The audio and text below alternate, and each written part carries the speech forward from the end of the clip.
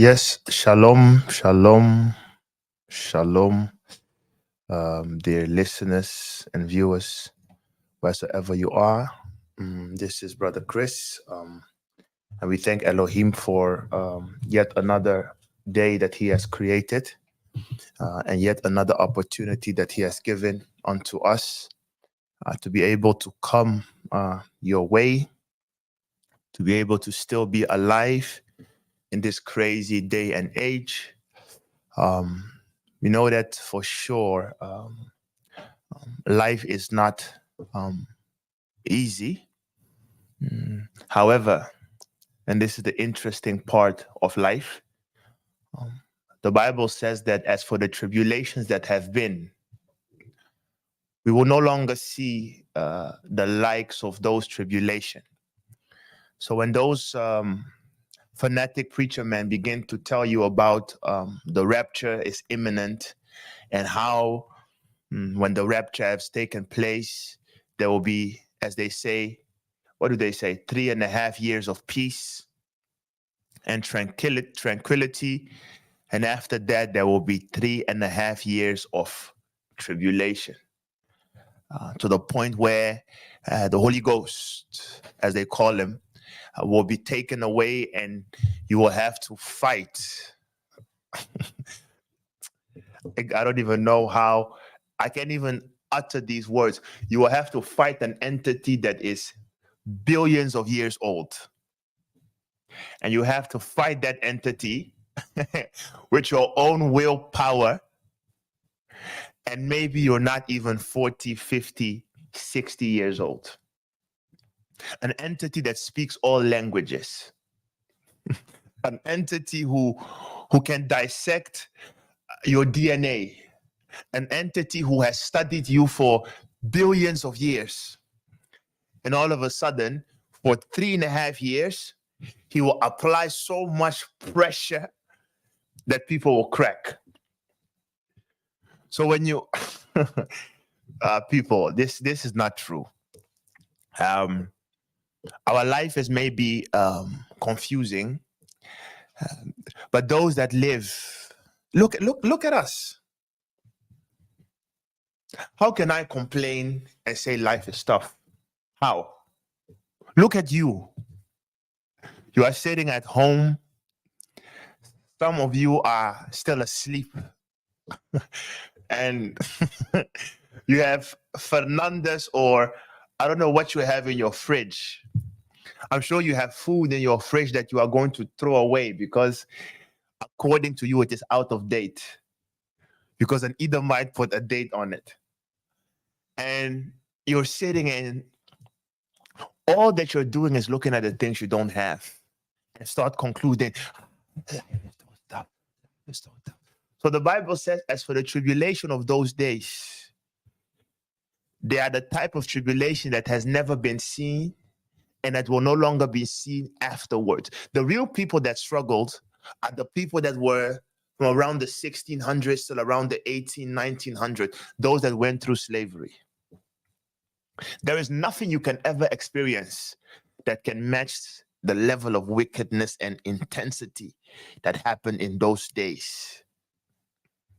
Many of us living in Babylon in 2023, especially for the Europeans, many of them will die of cancer. That will be the sickness that kills them. Cancer. It is because of the red meat, the artificial meat, the smoking. Many of them will also die of AIDS. They will have stuff like the mention of the sicknesses. That's the reason why many will die. And many Black people, they will die by reason of fear. Many of us die because of a heart attack. Many of us Blacks die because of stress. Too much blood flowing to the brain because of stress. And then all of a sudden, one of the veins, it just pops. In French, we call it AVC. Stroke, blood pressure.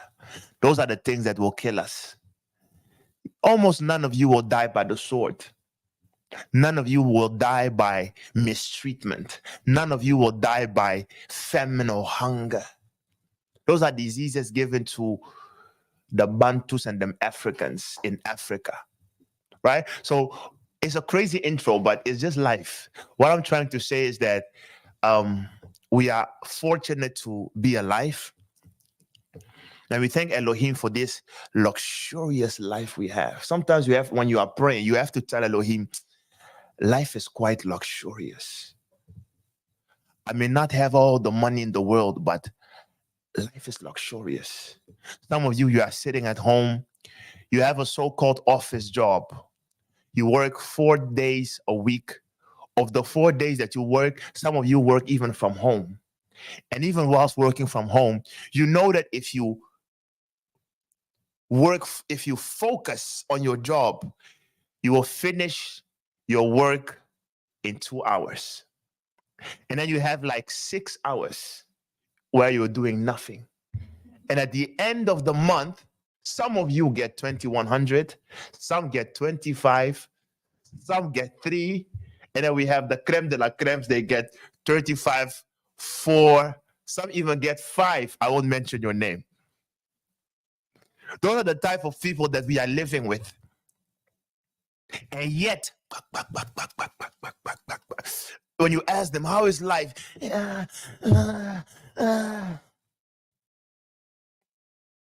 This is madness.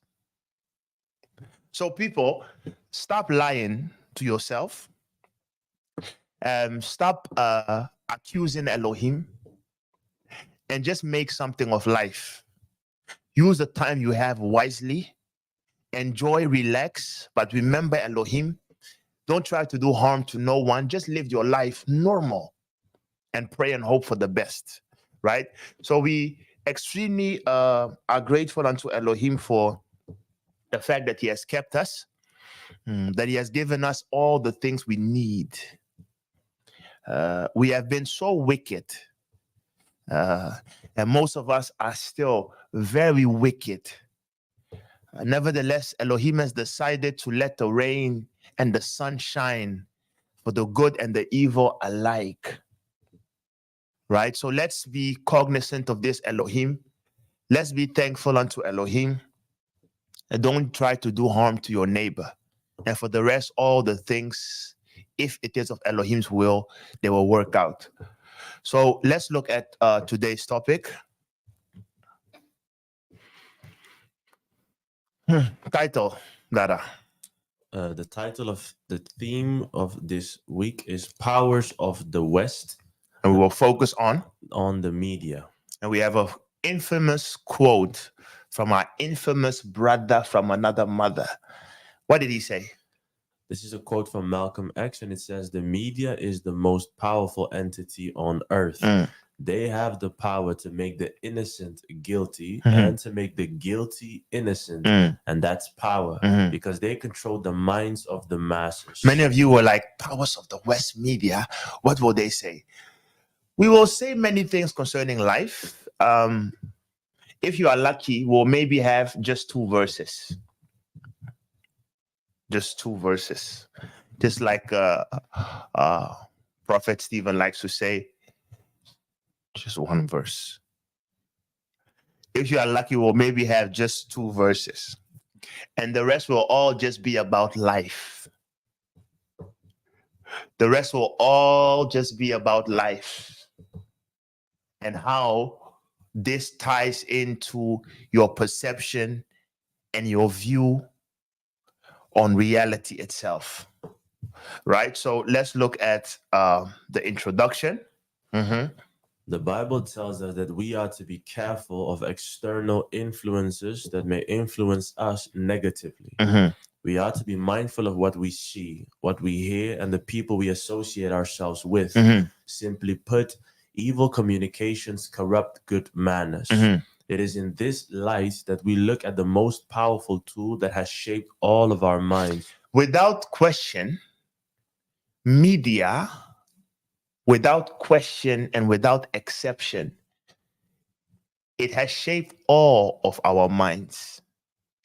If you dare say the media doesn't affect me, you are a liar.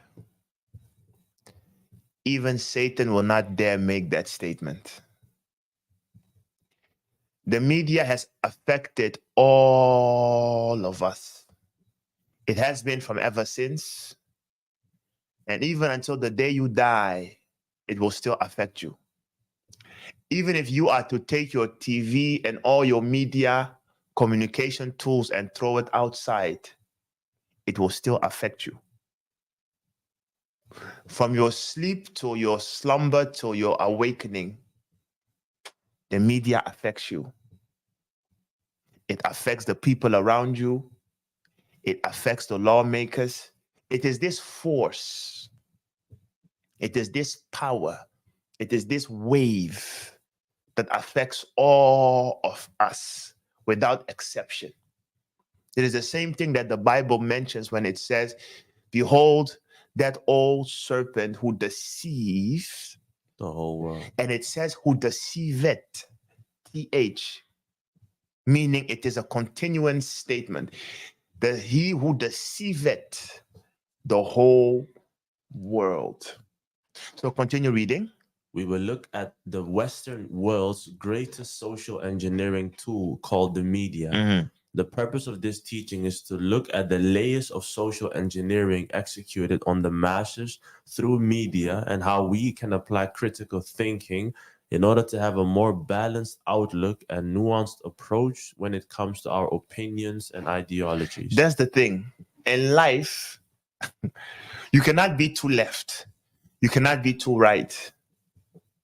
Even if a so-called son of man stands before you and tells you, I am the way. I know the truth. Just know that it is not true. Just know that it is not true. When someone begins telling you, I'm the only one, I know the way, listen to me. It is not true. No one in this world is absolute. No one. And people that are always taking these hard stances, they are extremely left or extremely right. They only see in black and white. Those are the most simple-minded people you can ever meet. The truest form of intelligence is the ability to have two opposing ideas at the same time without being confused. That is life. Because life is gray. It has never been black and white. Oh, I am this. Oh, I am that. Even the Bible you read and quote is not completely pure. If the Bible you read and quote would be completely pure, what is the book of Philemon doing in your Bible? What is it doing in your Bible? What does why is the name? What was the name? What's this holiday? What's the name of this holiday? Easter. What is the name of Easter doing in your Bible? If this book you call is 100% pure, no. The same Bible warns us and says, in vain does the pen of the scribes insert themselves.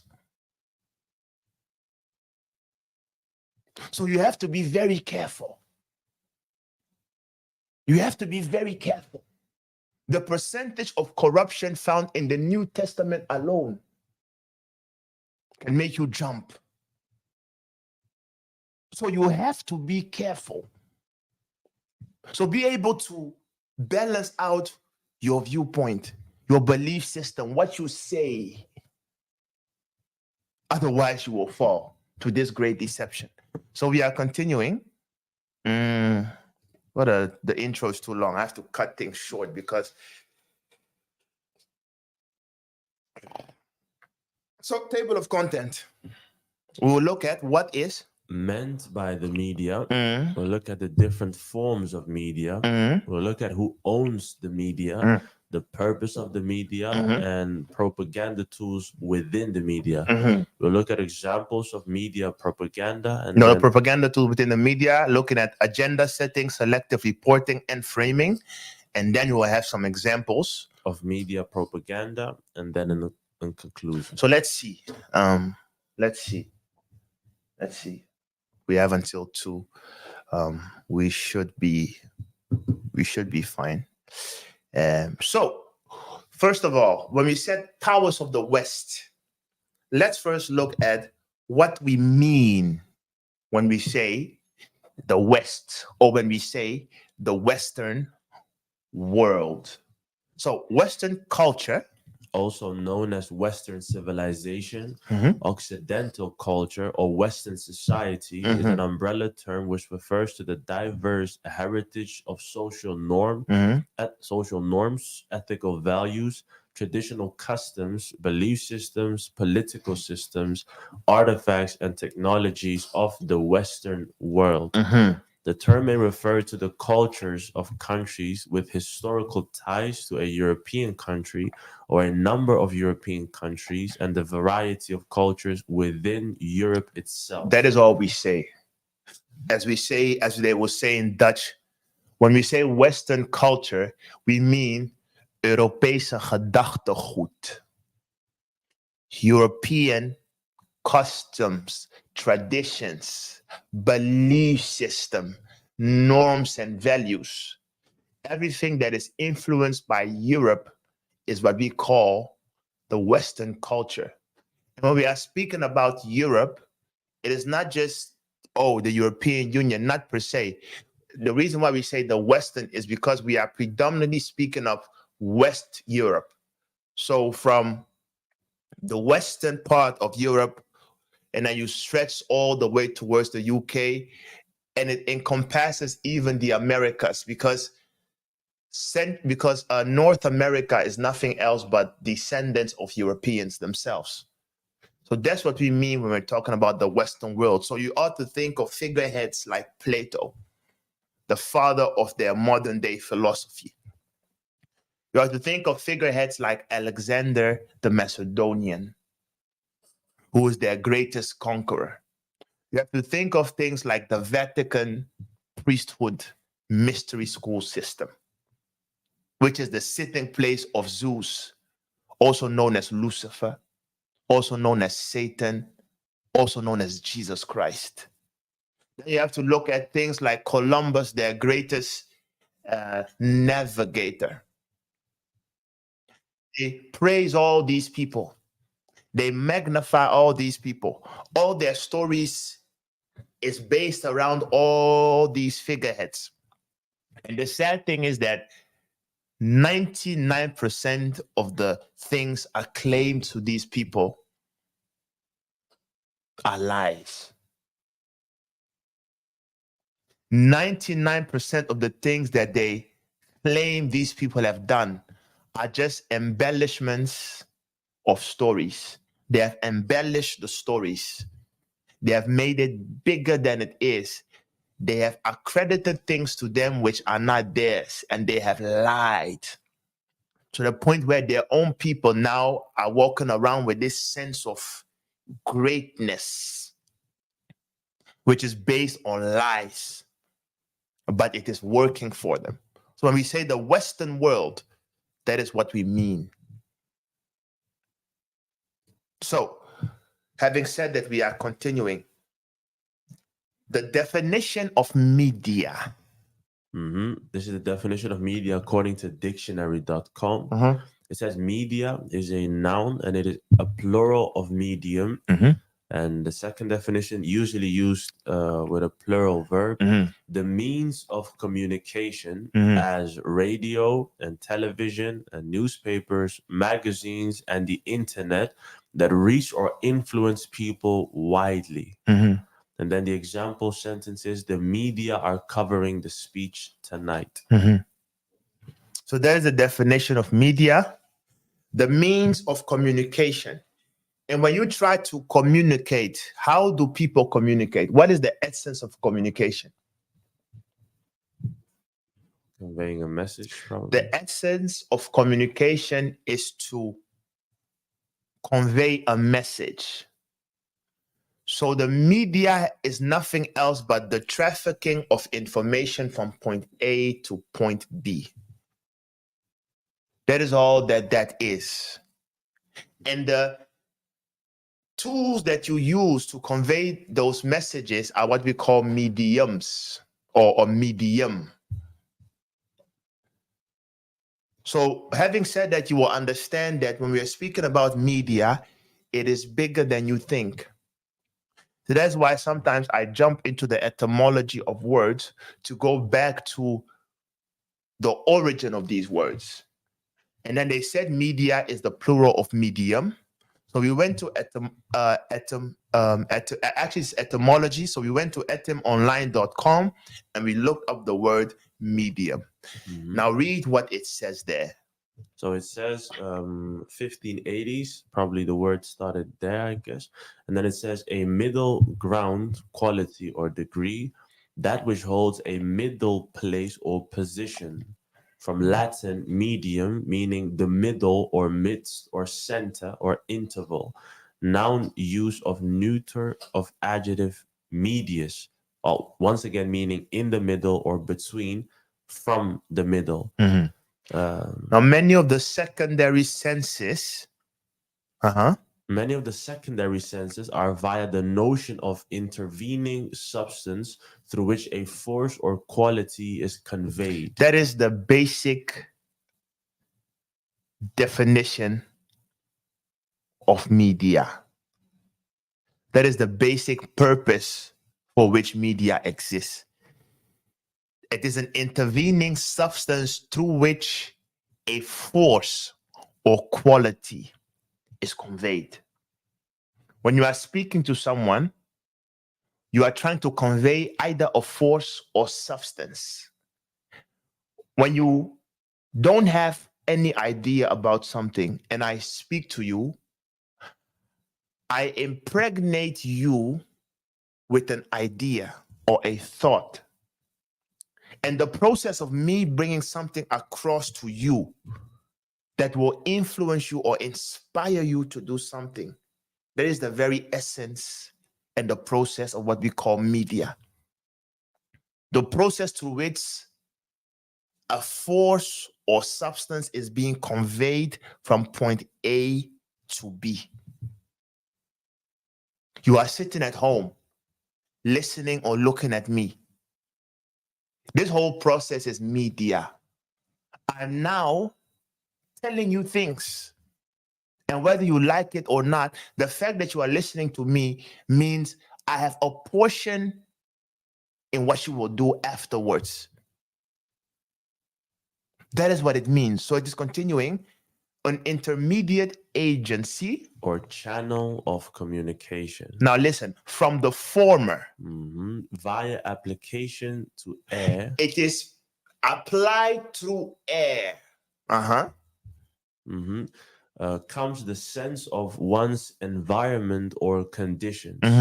From the latter comes the sense of a print publication, which later grew into the meaning in media. Exactly. So the first of the very few verses we will tie in. After this, there will be maybe just one more.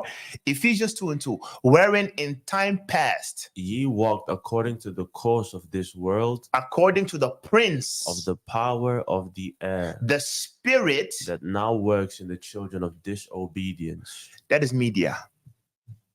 When it says that the children of disobedience, the reason why they are disobedient is because there is a prince of the power of the air that is influencing them.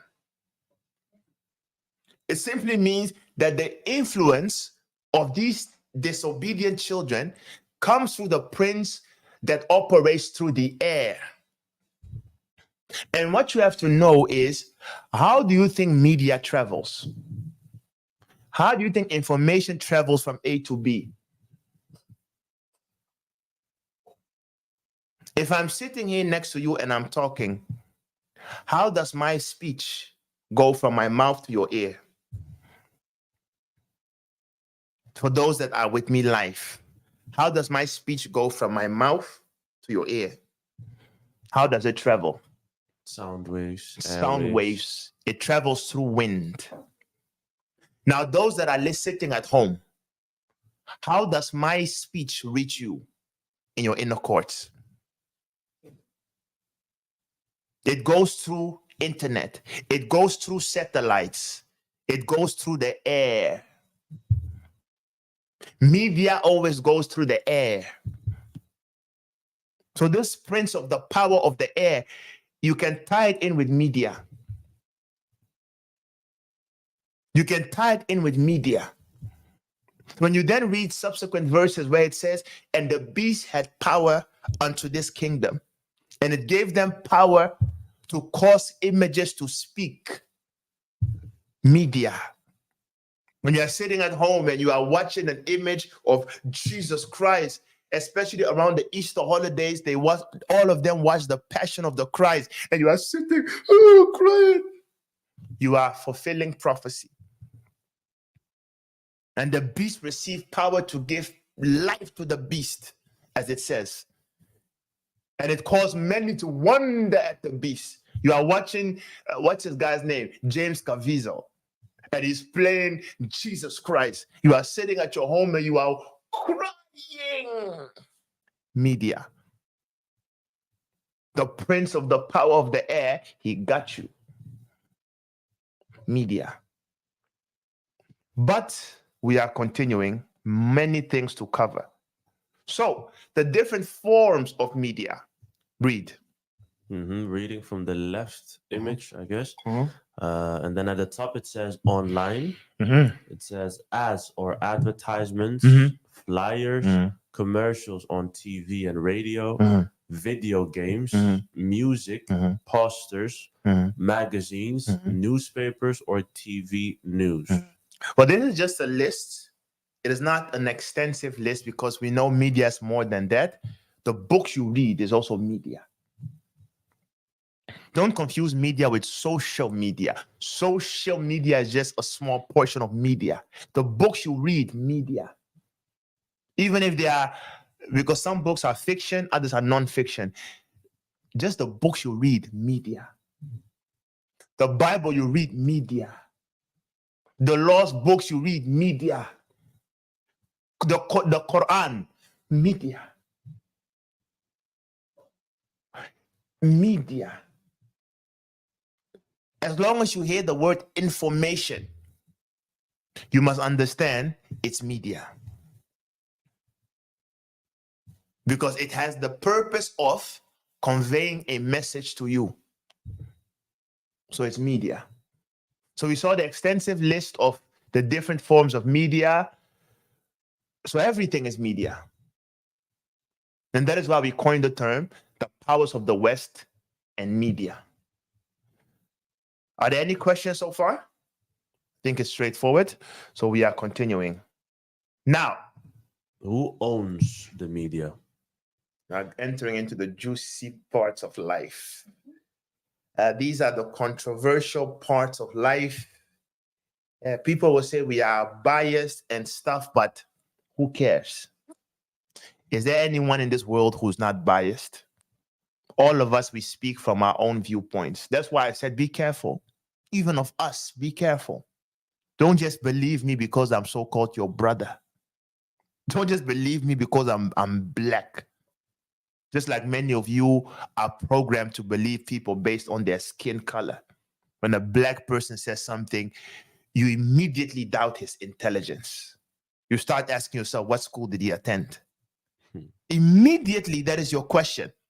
But when a white person says something, even if it makes no sense, you are programmed and socially engineered to believe him.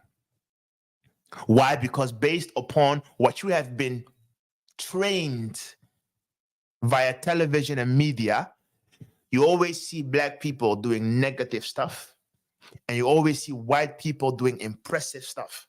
So immediately you associate black people with foolishness and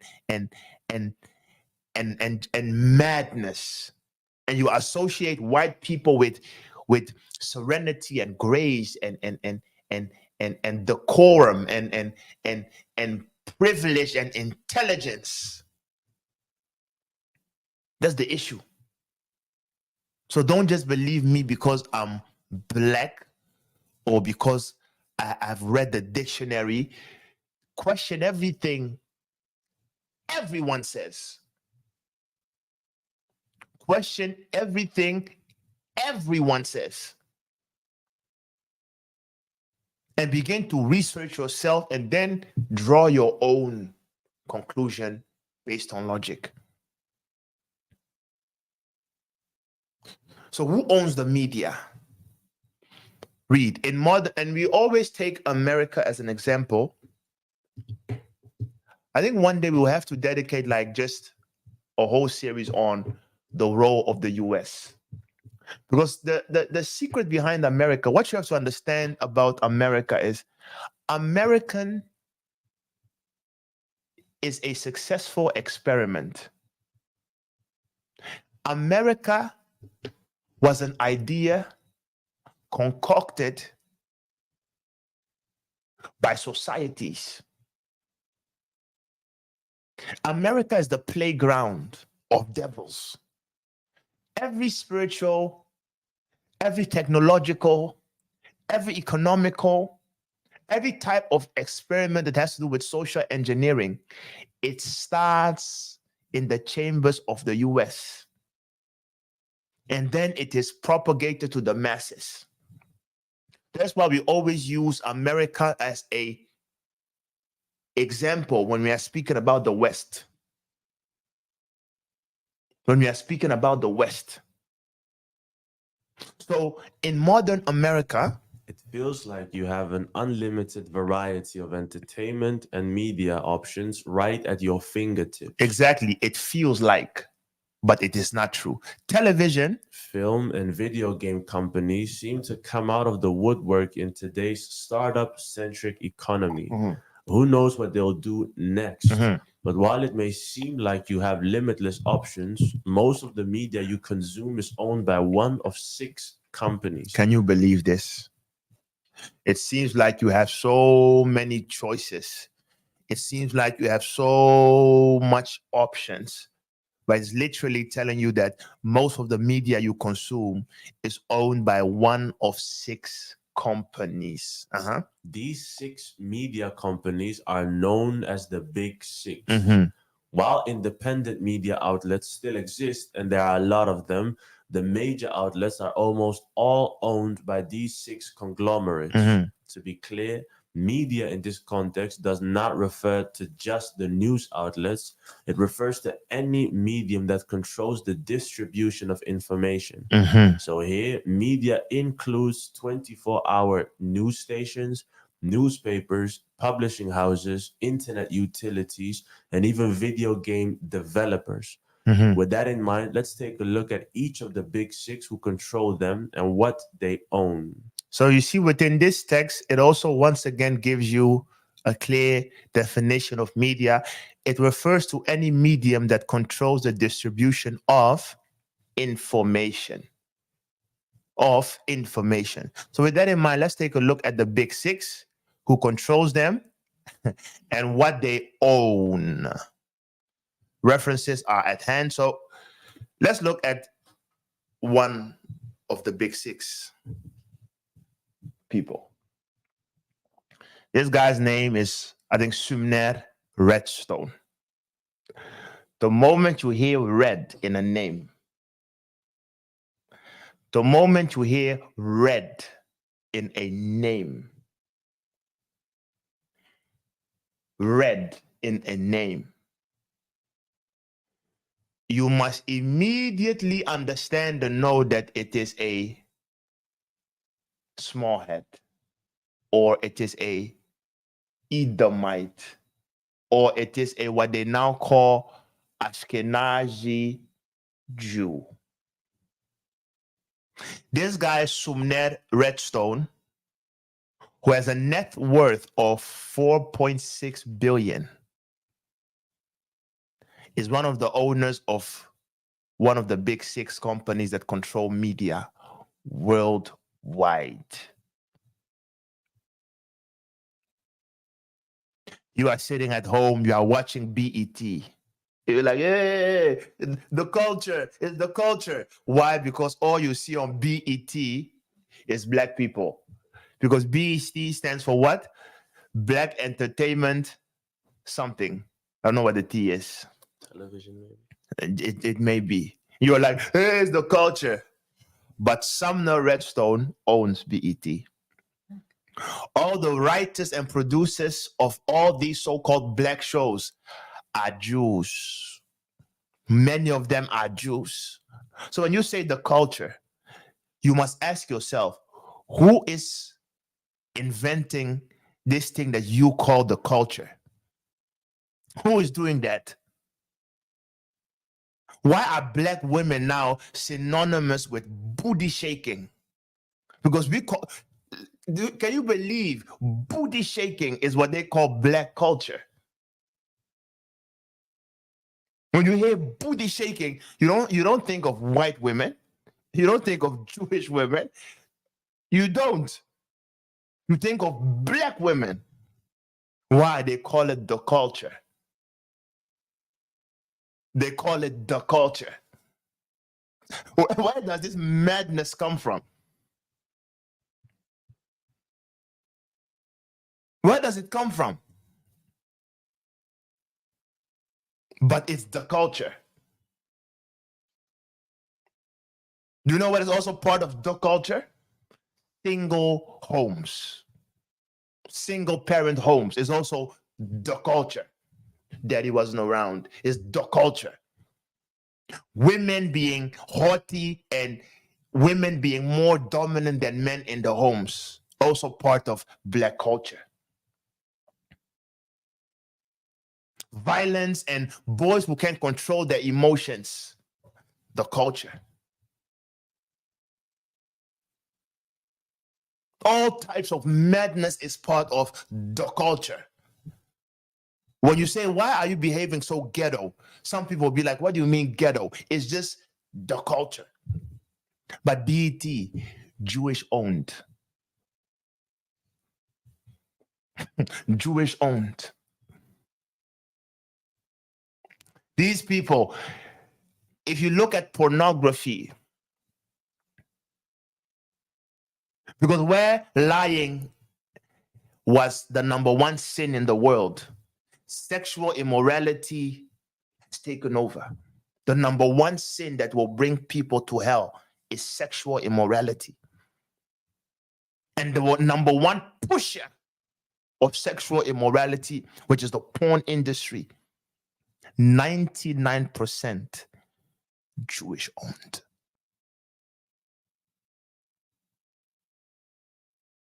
Porn is Jewish business.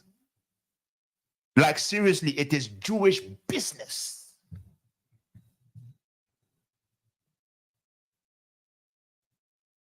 This life. So this Sumner Redstone, who owns all these things you are seeing, Nickelodeon, child, if you knew the wickedness Nickelodeon. But because of time, I cannot take too much time. So this guy, Sumner Redstone, who owns one of the 6, Jew. Next one, Bob Iger. Bob Iger, who owns Lucasfilm, all the Marvel, ESPN, all these things you see. Guess his nationality. Can you guess? It's a Jew as well. Can you guess Bob Iger's nationality? Can you guess? Bob Iger, who owns, so Bob Iger himself is a Jew. He owns Disney, and Disney owns all the things you are seeing there. But even Walt Disney himself, can you guess what he was? A Jew. You said it, not me. Lucasfilm, Star Wars, Avengers, all the Disney.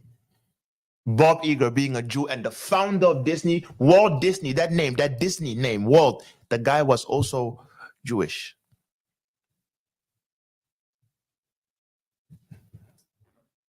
People. 2 of the 6. This Jeff Bewkes, he's an American. CNN, blah, blah, blah. He's an American. No Jewish, but he's an American.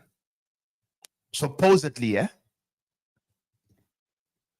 Brian L. Roberts, who owns Comcast, IMDb, DreamWorks, MSNBC, Sci-Fi, Universal, CNBC, all these big major companies. Brian L. Roberts, can you guess his nationality? Jewish. I'm not adding anything. He's Jewish. We are continuing. Rupert Murdoch. Even the name is evil. When you hear names like Damien, Murdoch, Rutenblatt, Rothschild, pure evil. Now, they want to make me believe that this guy is an American. But just the look of him, I can bet my life that this guy is a Jew. But there is no evidence, unfortunately. So I have to add the word allegedly. Otherwise, I can be sued nowadays. So allegedly. Fox News. Fox News people owned by this guy. Can you imagine this? Now we are continuing. This Kazuo Hirai, this Japanese guy, one of the 6. So those are the 6 people that owned media. And can you believe this? That all these companies that we just saw, all these people, all the companies you are seeing, they are private owned. They could have at least put up a masquerade by saying it is government owned so that the silly people can still believe in their government. But a news station is private owned. Do you understand what that means? How can a news station be private owned? I'm reporting the news. It's private owned. It is private owned. Fox News, private owned. CNN, private owned. Your so-called private owned.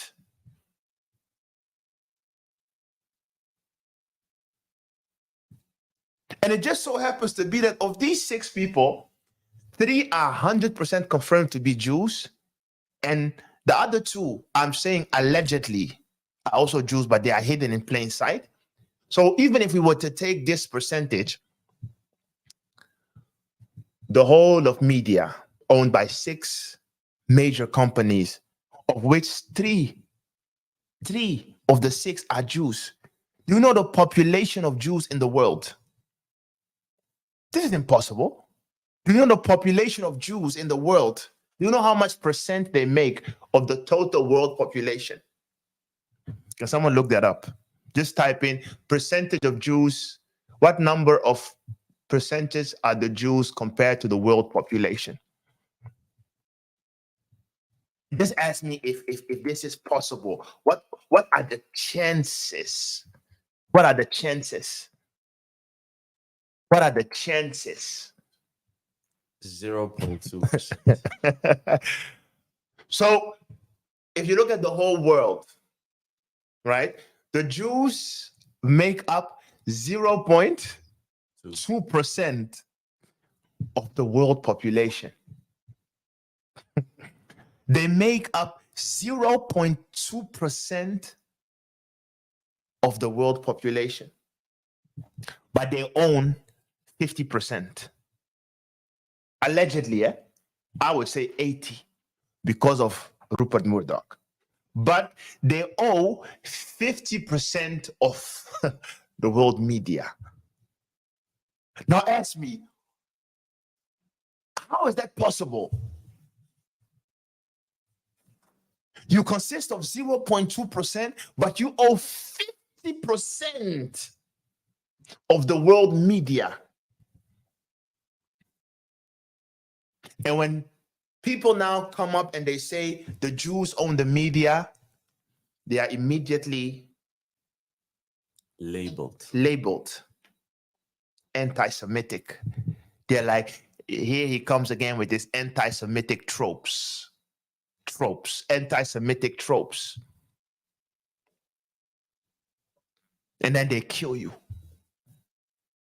If they don't kill you physically, somewhere, because now we're just talking about the media. I don't even want to talk about the financial sector. How many of these small heads control the financial sector? If media is allegedly 50%, the banks, they will be maybe 90% owned by the same people.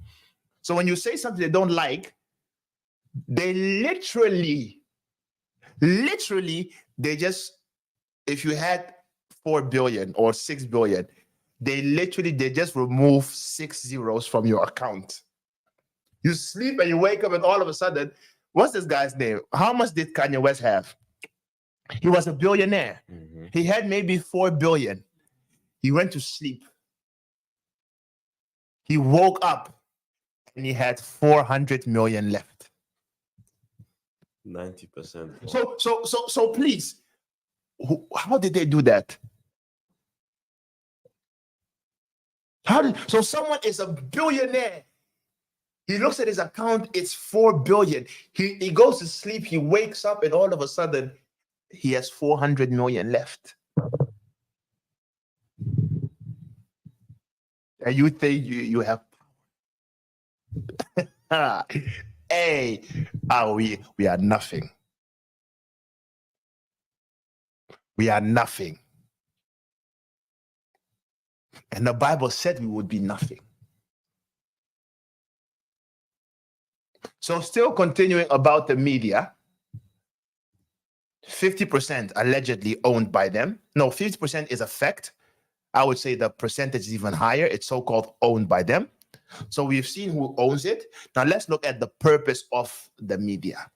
Mm-hmm. This guy you are seeing on your right, his name was Edward Bernays. He is what they call, he is the father of marketing. And marketing is nothing else but lying. When someone says, I'm a marketing expert, he's telling you, I lie for a living. Because marketing has all to do with persuading people to do things they otherwise wouldn't do or buy things they otherwise wouldn't buy. This guy, Edward Bernays, he was the nephew of what's that guy's name? That philosopher. He was the nephew of Sigmund Freud. It was his nephew. So listen at what he says. This is from his book called Propaganda. Mm-hmm. And it says, the conscious and intelligent manipulation of the organized habits and opinions of the masses is an important element in democratic society. Mm-hmm. Those who manipulate this unseen mechanism of society constitute an invisible government, which is the true ruling power of our country. Mm-hmm. We are governed. Our minds are molded. Our tastes are formed. Our ideas suggested largely by men we have never heard of. Mm-hmm. This is a logical result of the way in which our democratic society is organized. Mm-hmm. Vast numbers of human beings must cooperate in this manner if they are to live together as a smoothly functioning society. Mhm.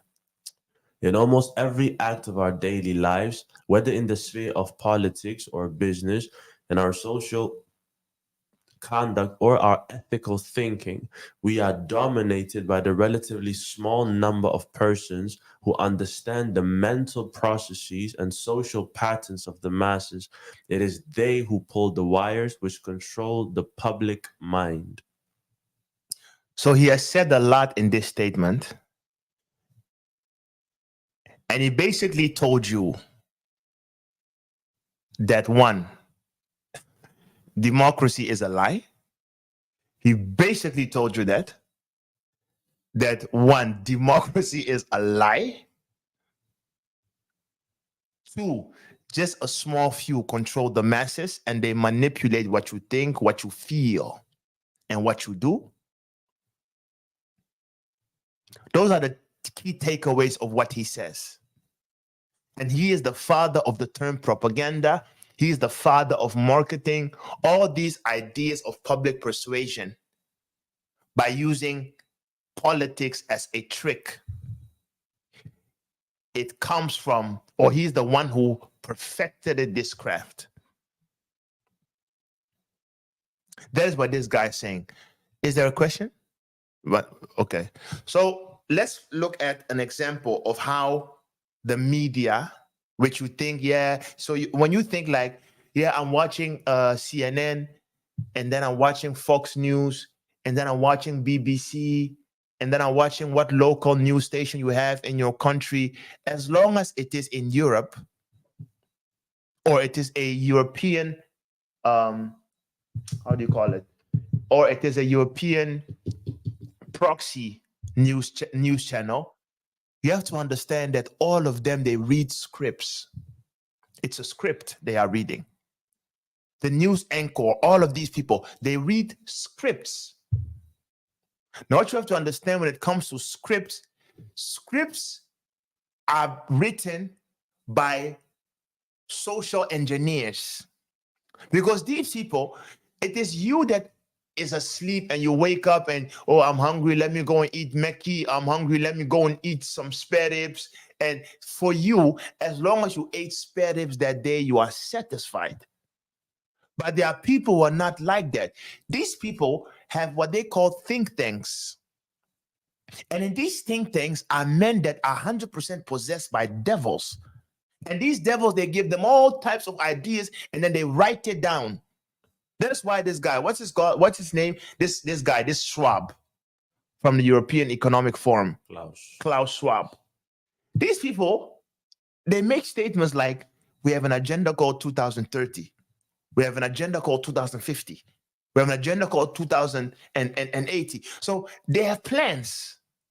And if you look at the plans they had in the centuries past, if you look at the declaration by this guy called Marx, everything Karl Marx said, his manifesto, look at it and compare it to what is happening to our day and age, and you will realize that that guy was a prophet in an evil sense. In an evil sense. What's that other guy's name?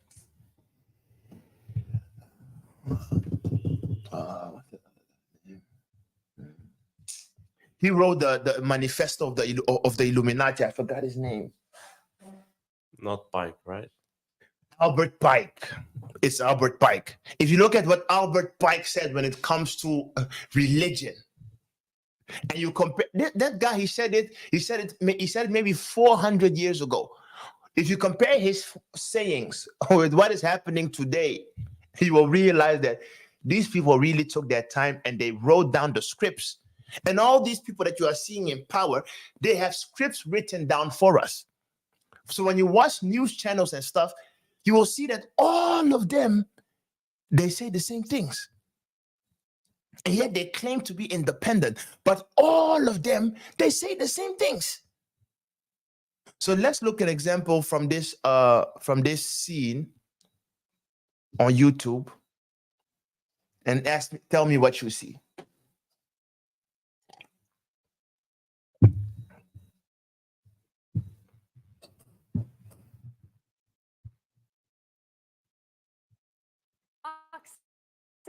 Antonio's Jessica Headley. And I'm Ryan Wolf. Our greatest responsibility is to serve our Treasure Valley communities, The El Paso, Las Cruces communities, Eastern Iowa communities, Mid-Michigan communities. We are extremely proud of the quality, balanced journalism that CBS 4 News produces. But we are concerned about troubling and irresponsible, one-sided news stories plaguing our country. The sharing of biased and false news has become all too common on social media.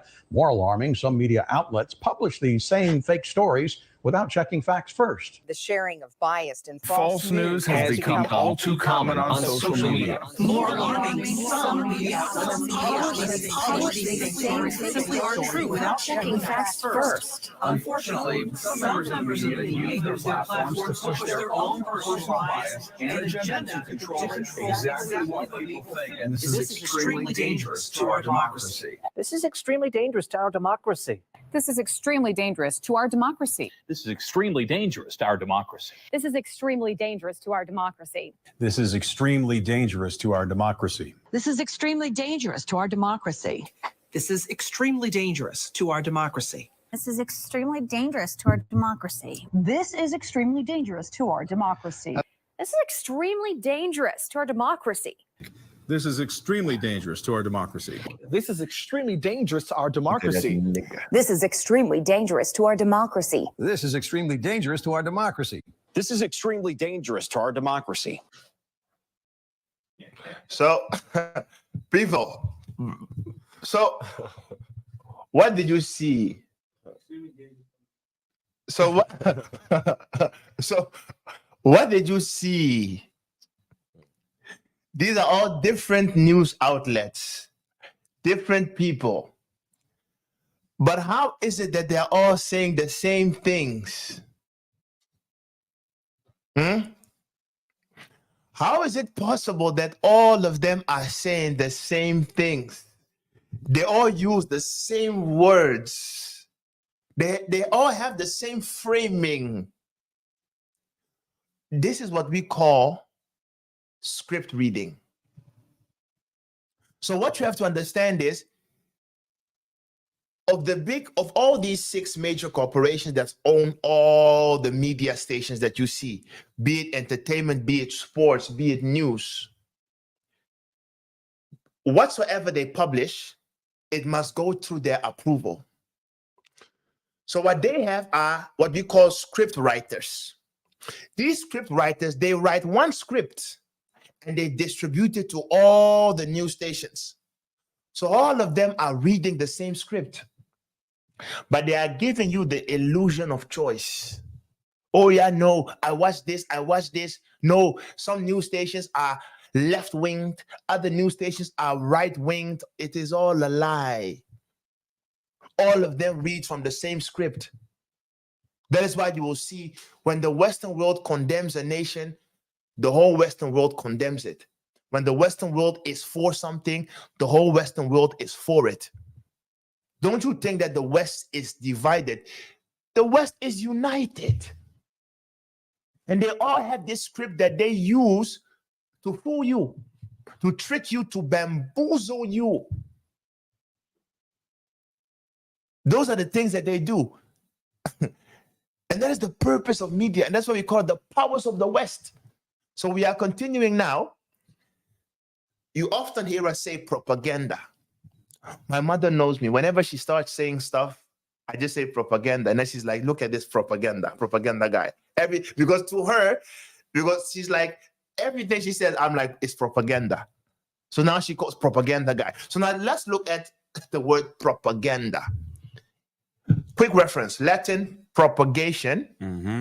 It means persuasive mass communication that filters and frames the issues of the day in a way that strongly favors particular interest, usually those of a government or corporation. Look at or compare agenda setting. Also, the intentional manipulation of public opinion through lies, half-truths, and the selective retelling of history. See also disinformation or manufacture of consent or public relations. That is the meaning of propaganda. And no one is able to create propaganda like the Western world. If they get you with something, the way that they can frame you, You'll be shocked. you won't understand what happened. If they want, they can make me a terrorist tomorrow. With the level of footage they have of us, people, should they want, they could make us terrorists by, if now it is 12, by 4 o'clock today, I can be labeled a terrorist. It's easy for these people. The way the Western world produces propaganda, the dissemination of false information, they are the masters of it. They are the masters of it. If the whole world's media is in the hands of 5 Europeans, because that's what Jews are, they are Europeans, even though they claim they are not. It's in the hands of 5 Europeans and only 1 Asian guy. How many black guys did you see on that list? So what level of influence do you think we have on the media? 0 point. Maybe when it comes to influence, the 0.2% of people own around 50% of the world influence on media. But we blacks, we easily make up, we blacks easily make up 30% of world population. Easily, maybe even 40. When they tell you, yeah, India has 1.5 billion people, China has 1.5, of course. And how many people does sub-Saharan Africa have? But they won't count it like that, because if the moment they say that, we'll realize, hey, we are the most of all people in the world. There are more blacks than Chinese. There are more blacks. We are more than all of them. But they have divided us so that we only think in our camps. Because if we start realizing, hey, we make up maybe 2.5 billion in this world, some of us may be like, we can do things. So they separate us. So we being blacks, being around 2.5 billion or so, our influence on media is maybe 0.02. That's how powerless we are. So this is propaganda, and the media uses propaganda to persuade the public opinion, right? So we are continuing. These are the propaganda tools that the media applies. Mm-hmm. Agenda setting. What does that mean? One of the most significant ways the media shapes public opinion is through agenda setting. Mm-hmm. This is the process by which the media decides which topics and issues to cover and how they are presented to the public. Essentially, the media has the power to frame the conversation around certain topics, which can ultimately influence how people think about them. Mm-hmm. For example, during election seasons, the media may focus heavily on certain candidates or issues, leading the public to form opinions based on what they see and hear. Mm-hmm. In this way, the media has the power to sway public opinion in favor of one candidate or political party over another. So you people that were watching, that sometimes maybe watch elections and stuff.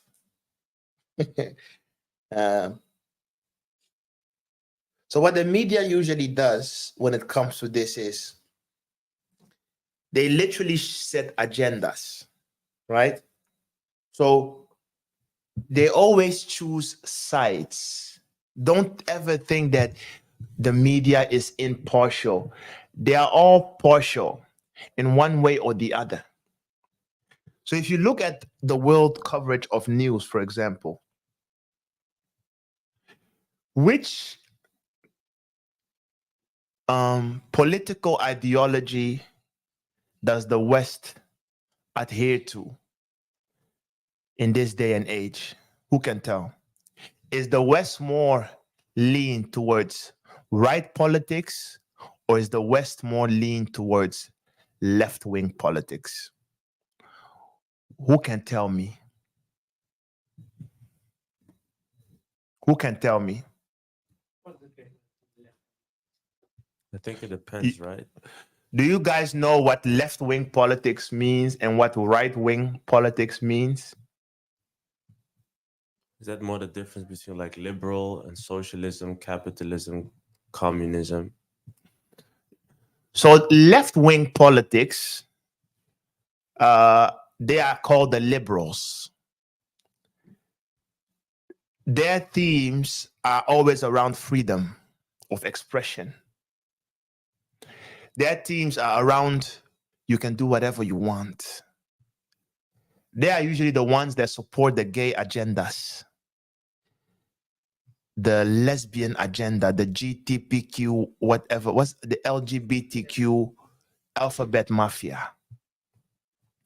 They are the ones that support that. Think of people like Barack Hussein, Obama, the homosexual. Think about people like Joe Biden, Joe Biden, the mumbling, sleeping grandpa. Think of people like Hillary Clinton. Those are the left-wing people.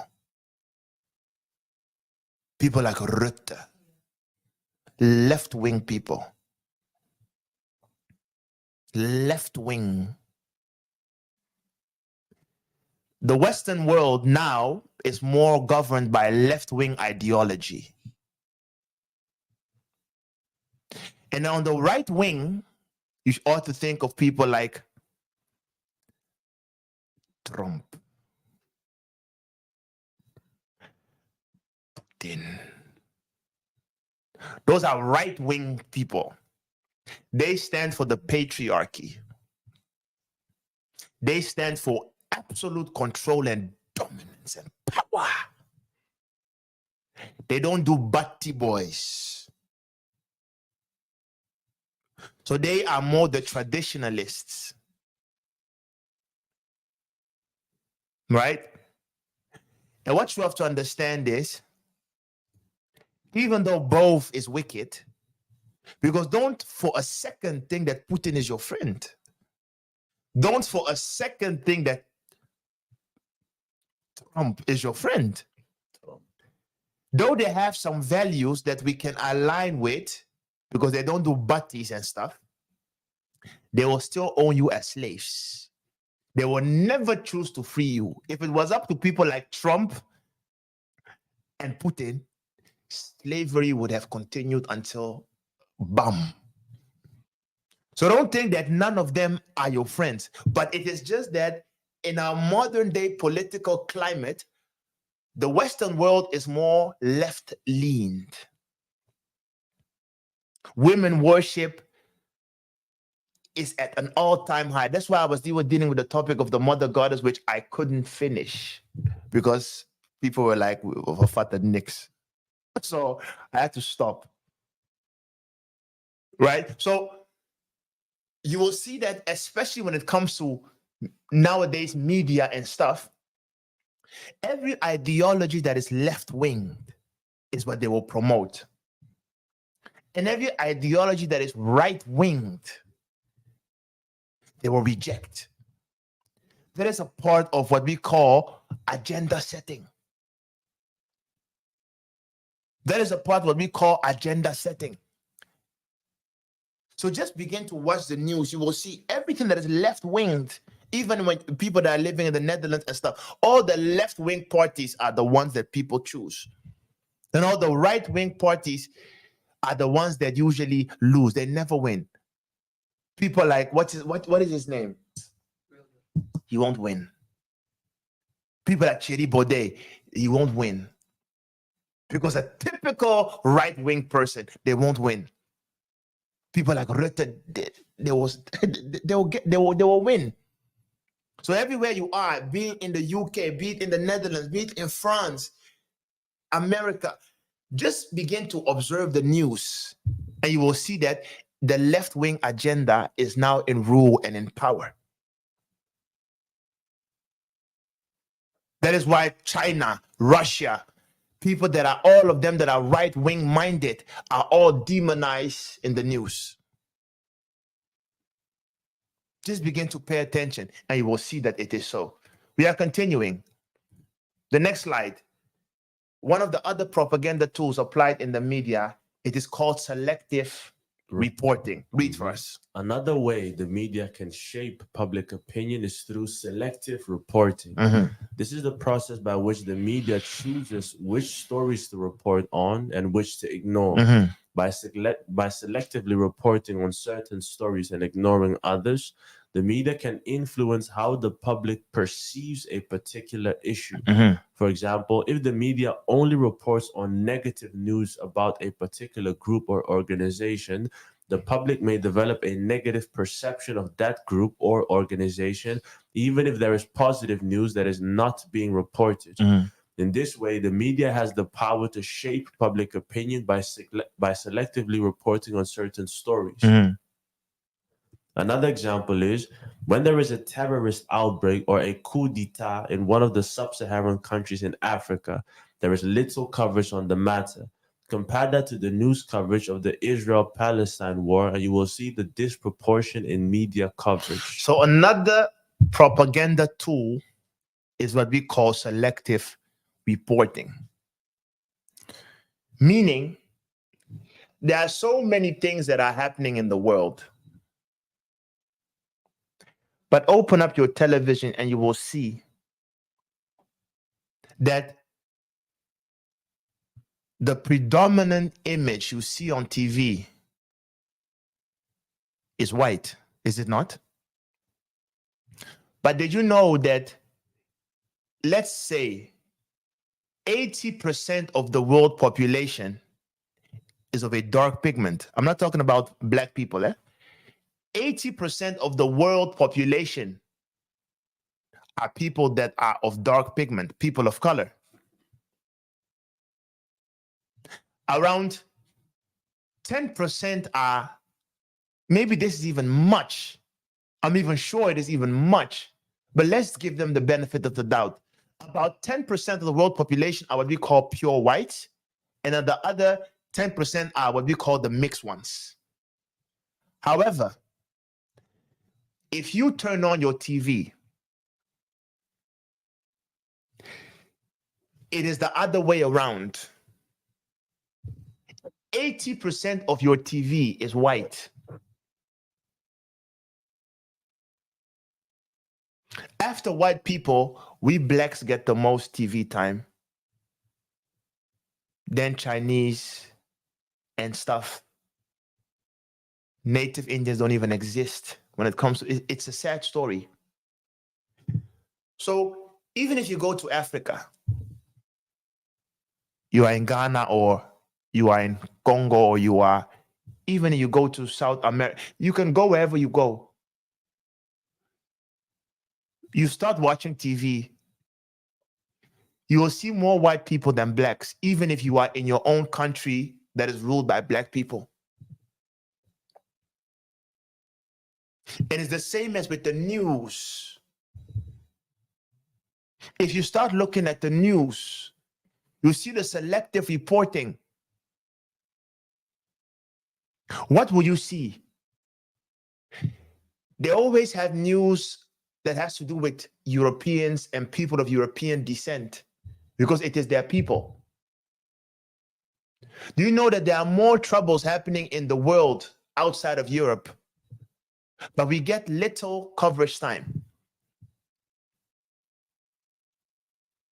We get little coverage time. Little coverage time. There was a fire in this French museum where the museum was burned. This was world news. A museum burns. The church. A church burns. A church burns. Notre Dame. It burns. It burns. It's a church and it burns.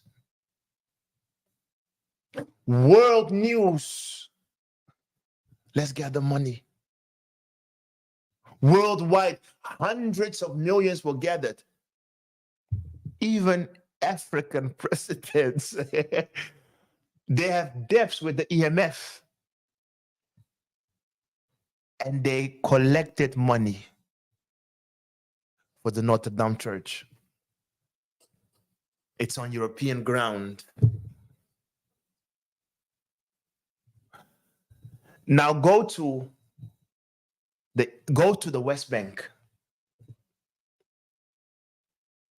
Last week, one of the oldest churches in the world was born by the Israelis. Older than the Notre Dame. Thousands of years, so not hundreds, thousands of years old. Bombed. And it's a Christian church, It's not a mosque, it's a church. Bombed. Did you know that? People, did you know that? Was it world news? Did they gather money? No. Why? Selective reporting. Another epidemic in France where they shoot people down, Je suis Charlie or so. They gun people down. A few people die. You should have seen what Facebook did. Facebook, everyone had the flag of France. Je suis Charlie. I'm like, I'm not, je suis pas, je suis Charlie. Everyone was all of a sudden Charlie. I'm sure even Negroes who did not even know the story, they placed and they wrote down Je suis Charlie. That's what we do. That's what we do. Because of a terrorist attack in France. It was world news. Everyone was traumatized. Ukraine, the same thing. Because they are Europeans, they are Ukraine war, world news because a few thousand people died. Compare it to the terrorist attacks in maybe Nigeria, Boko Haram. Is that world news to you? How often does that happen? Or how often does that come on your news feed? Little to none. All the coups d'etats that are now taking place in coup d'etat is French, it means a staatsgreep. Coup d'etat. So it means hitting the state. So all the coup d'etats that are happening in especially the west of Africa, all the Western Francophonic countries, they are enraged. They are done with colonization, as they say. How often do you see that hitting the news? The humanitarian crisis happening in Central Africa, happening in Congo and stuff. How often does that reach your news station? But people die by the millions there, not even thousands, by the millions. It does not have the same level of gravitas as the European descent and their people. So that is what we call selective reporting. And they do it to you. And because of that, you forget all the pain and all the drama and all the troubles that your own country is going through. When something happens to the Netherlands or to America or to the Western world, you are so emotional and you are shocked. When you see Black people dying, Arabs, Muslims dying on TV, it is as if it has become normal to you. You don't feel anything. If that is the state of your heart, already know that the West has won. That is part of the social engineering. Only care for people that look like them. Don't care of people that look different from them. That is the type of social engineering they do And it is through selective reporting. Because the thing you see most often is the things that you feel the most close to. Is the thing you feel the most close to. That's why you have to try to program yourself. Make sure you see a lot of people that look like you on your TV screen. It will train your mind. It will train your mind. It will train your mind. You have children. Make sure they see a lot of black people on TV. Because by beholding only European white people on TV, mixed people, all of a sudden you'll see your son comes home and he's only interested in white women. You're like, what happened? Social engineering. Your daughter only likes white mixed men. What happens? Social engineering. They didn't see too much blacks on TV, so they couldn't fall in love with a black guy on TV. Sometimes, even if your son falls in love with a black woman on TV or in love with a black guy on TV, don't be like, I'm too spiritual. Hey, it's demonic. What do you mean? Talk to that son, talk to that daughter. It's good that you at least love black people, but listen, don't demonize it. Because it is part of selective reporting. I don't know how to finish this in 25 minutes, but let's see. So, number 3, framing. Framing is the way. Yeah. Framing is the way in which the media presents information to the public. By framing information in a certain way, the media can influence how people interpret it. For example, if the media presents a story about a politician in a negative light, the public may view that politician negatively, even if there are positive aspects to their character or policy positions. On the other hand, if the media presents a story in a positive light, the public may view the subject of the story in a more positive light. In this way, the media has the power to frame the conversation around certain topics, which can ultimately influence how people think about them. A clear modern example is how the Western media accuses Russia of committing war crimes on the Ukrainian people, but in the same vein applauds Israel for defending themselves by bombing civilians in Gaza. Now look at this movie or this clip on YouTube as well, where on the top you will see the devastation of war in Ukraine by the Russian army. And on the bottom, you will see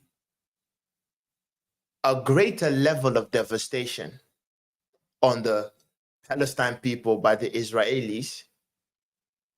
But it is the same act, or actually what is happening in Gaza is 10 times worse. But you are yet to find a politician that condemns Israel for their acts, where all of the European nations condemned Russia, but none of them condemned Israel. And that is part of framing.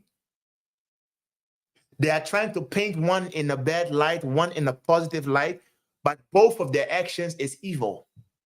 So why not call a spade a spade? So just watch that movie and listen at what they say concerning Ukraine.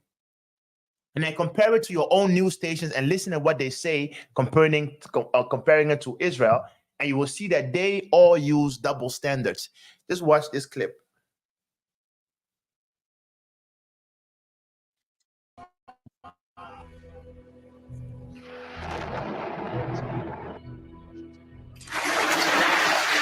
Devastating and deadly air and missile attacks on civilian targets. You can imagine, John, how petrified these people are. Many of them have been pinned down for days on end.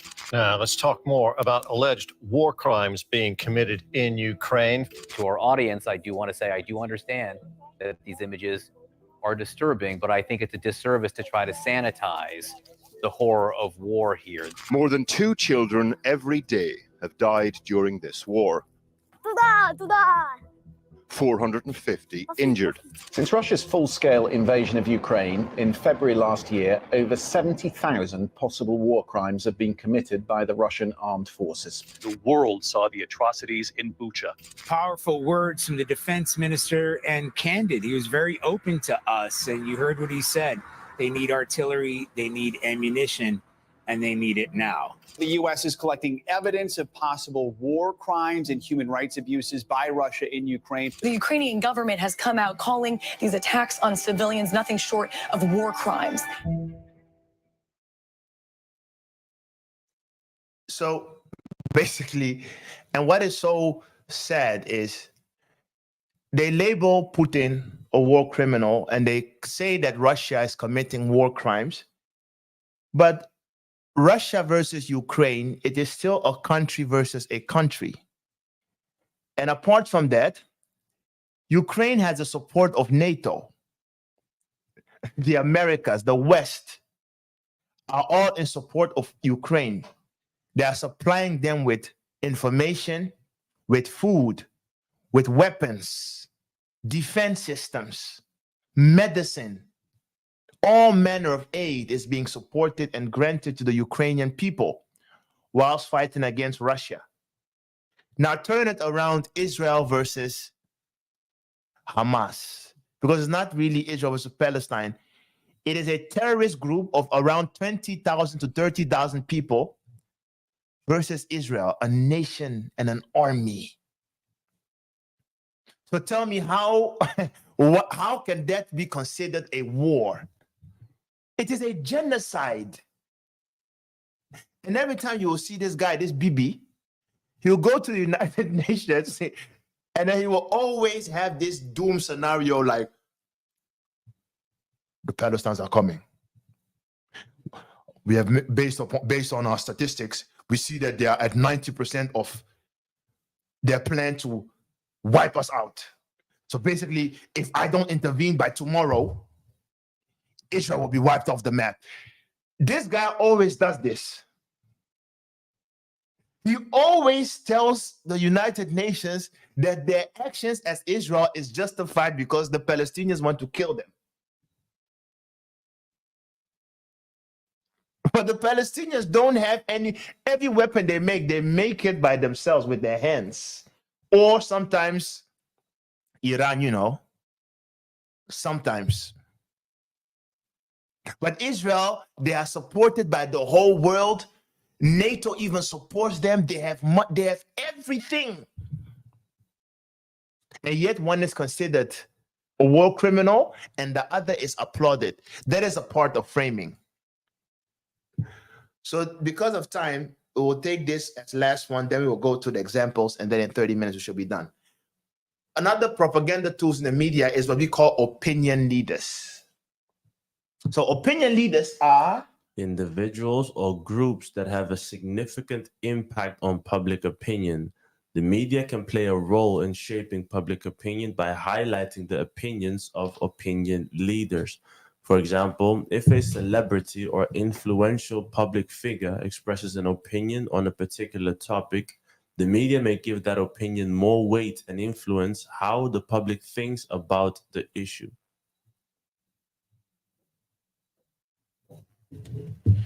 So opinion leaders, they are the ones that persuade the masses of the media to go left or right.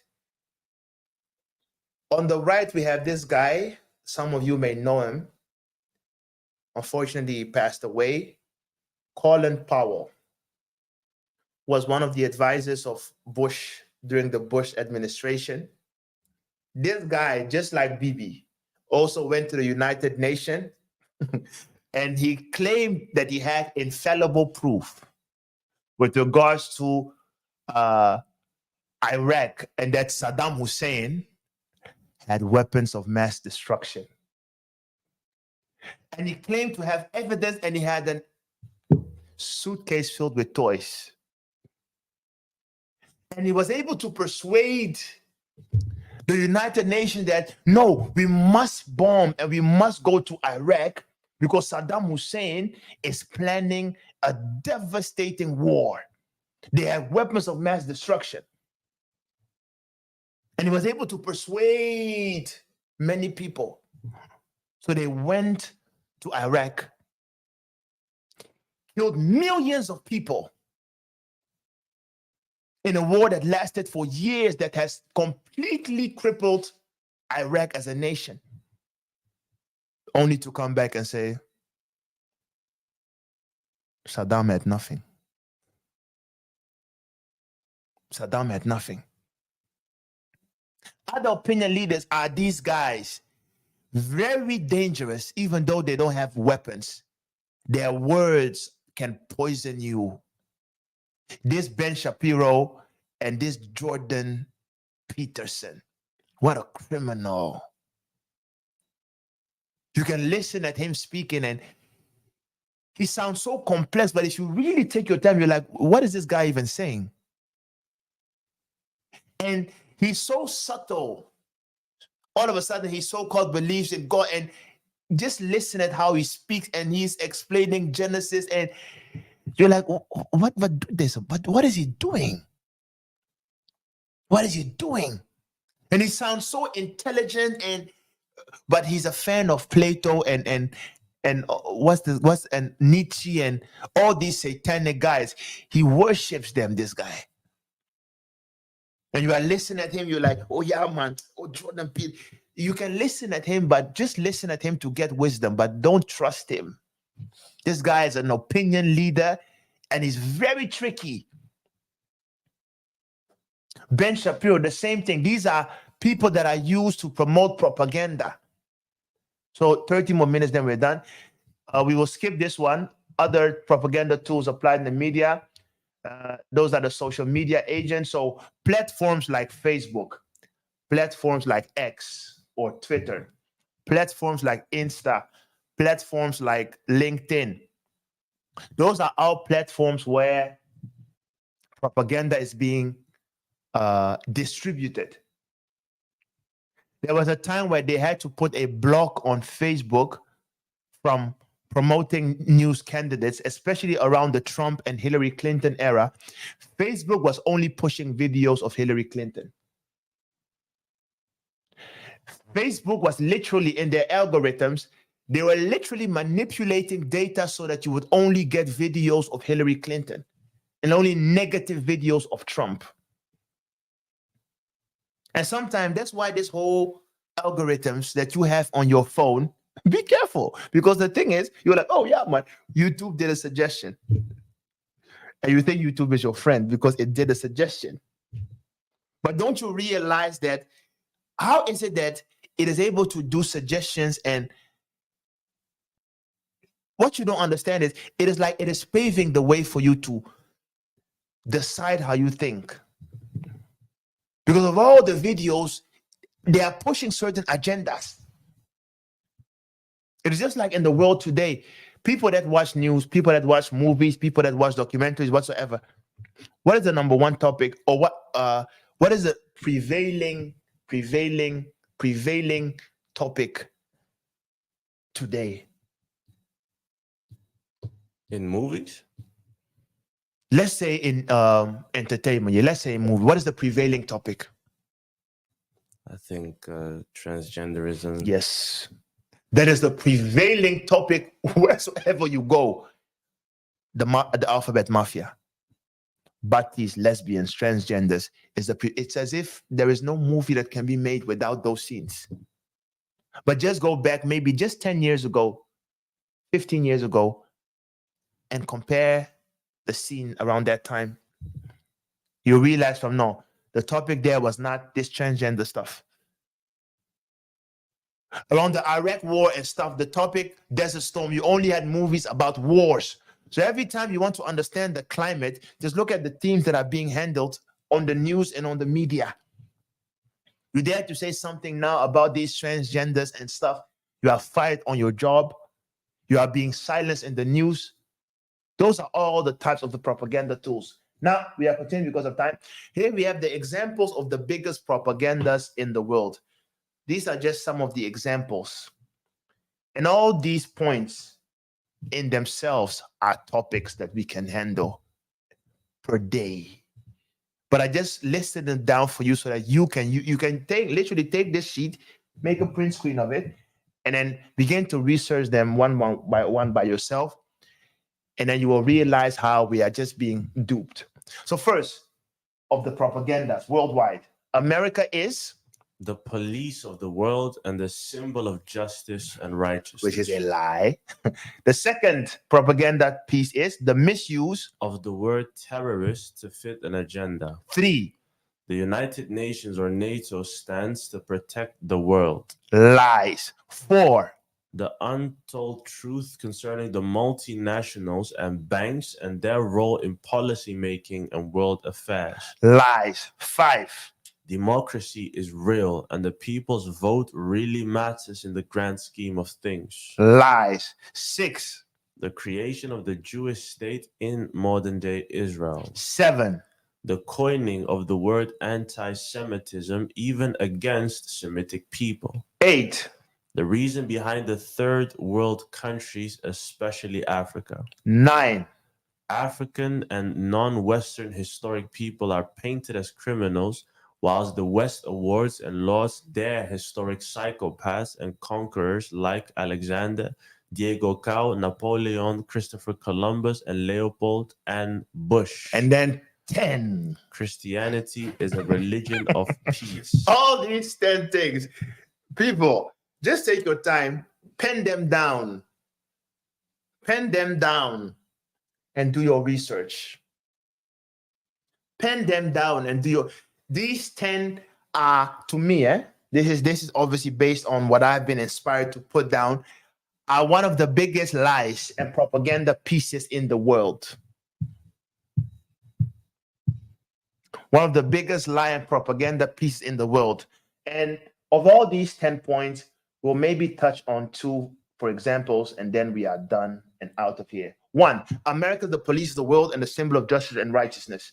So this is what they claim. America, oh, America. That's why everyone adores America. Oh, America, blah, blah. But I have a list of where the U.S. military intervened in the 21st century alone, right?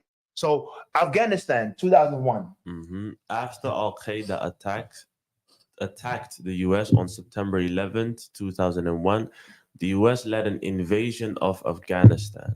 That is what they say. That is the quote-unquote official story. That apparently terrorists were able to sneak into the Pentagon. Sneak into the Pentagon. Take a jet or a plane. And they took off. And they took off. And they went to the what are the buildings called? World Trade Center, the twin pillars. They were like, Allahu Akbar, and they committed suicide. And whilst they were doing that, maybe because they didn't want to be stopped by the police, they brought their IDs. So happy passport there. So they brought their IDs. And the only reason that they were able to be identified is because they found their IDs.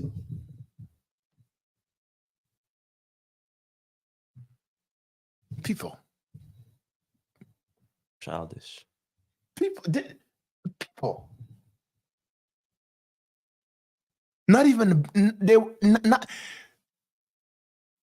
a bad movie will have this script. How are the criminals caught? They left their IDs. But this is what they feed us. And the whole world was enraged. They were enraged. And Bush was like, you must go to Afghanistan. Kill this terrorist. Experts came, they wrote books and said it is impossible that 2 planes can bring down the World Trade Center. If you look at how the buildings fell, it makes no sense. They collapsed like this as if people have put down dynamites. And they were able to reconstruct it and say, steel doesn't burn like that at that level of heat. It has to be hotter than that. It's as if there were explosives there. People still won't believe it. And because of that creation of chaos based by the government, they went to Afghanistan and they massacred people. And they say Al-Qaeda, mastermind by Osama bin Laden, is the reason why we went to Afghanistan and killed them. And the funny thing is that Afghanistan is responsible for 95% of all the heroin in the world. And after that, Afghanistan take over. They said the poppy fields. Opium. Yeah, the poppy fields or the opium fields, because they have to plant opium. These are plants. It increased by more than 200%. So where they blamed Al-Qaeda and bin Laden, they went there for heroin. These are your friends, America. Another war, the Iraq War in 2003, under President Bush. The U.S. invaded Iraq in 2003 and toppled Saddam Hussein. If you see how they killed Saddam, they showed it live. They showed it live. How they killed Saddam. America. All to put fear in the hearts of people. Fine, you don't mess with America. Why? Because according to them, Bush intelligence system, Colin Powell, Saddam Hussein, had weapons of mass destruction. So they went there, started the Iraq War. They killed millions of people, completely destabilized the government of Iraq. Took Saddam, beat him all over the street. They brought him to Guantanamo Bay, brought him to America. They mistreated the guy, put him on TV live, and they killed the guy. They killed him. You could see. Everyone was cheering, America! America! Because they are the epitome of justice and righteousness. But then after years of research, they were like, we have stripped the whole of Iraq. Not even one weapon of mass destruction was found. So the whole war was based on lies. Why? Because Iraq wanted to do some things. Iraq had won oil. It was all a war for oil. Before America took over and destabilized Iraq, all the oil reserves were nationally owned. And they did little to no business with America. And the little business they did with the oil was based upon the dollar. Petrodollar. Was based upon the petrodollar, was based upon the dollar value system. So every time you want to buy oil, you have to change your exchange rate into that of the dollars. So every time oil was being sold, even if it was not direct to America, America would still receive profit. Because the whole oil petrol system was based upon the dollar currency. And Saddam wanted to get rid of that system. And America was like, we will lose billions of money. So you must label this guy a terrorist. They stabilized the country. And after that, they took over Iraq. All of a sudden, all the oil and mining company there turned into privatized, owned companies. And it is predominantly controlled and governed by Western nations. That's the Iraq War for you. But America, they go and fight terrorists. Another one, Libya. The US and European allies launched an air campaign in Libya in 2011, aiming to prevent atrocities by strongman Muammar Gaddafi against Arab Spring-inspired opponents. Up until this day, the Gaddafi story is one of the saddest stories. He's not my people, he's an Arab, but still, the injustice done to the Libyan people, the way they framed Gaddafi as a supporter of terrorists, the one who wanted to create an upheaval and war amongst the Arab countries. They framed him that he had weapons and stuff. They framed him. And then they went into a league with him and they discussed terms with him. And Gaddafi was like, I'm a peaceful man. I don't want war. So what can we negotiate? The West was like, fine. Before we negotiate, you must surrender all your weapons and all your means of defense so that we know that you will not cause upheaval in the Arab world. Gaddafi was for no problem to show that I'm willing to cooperate with you through the UN.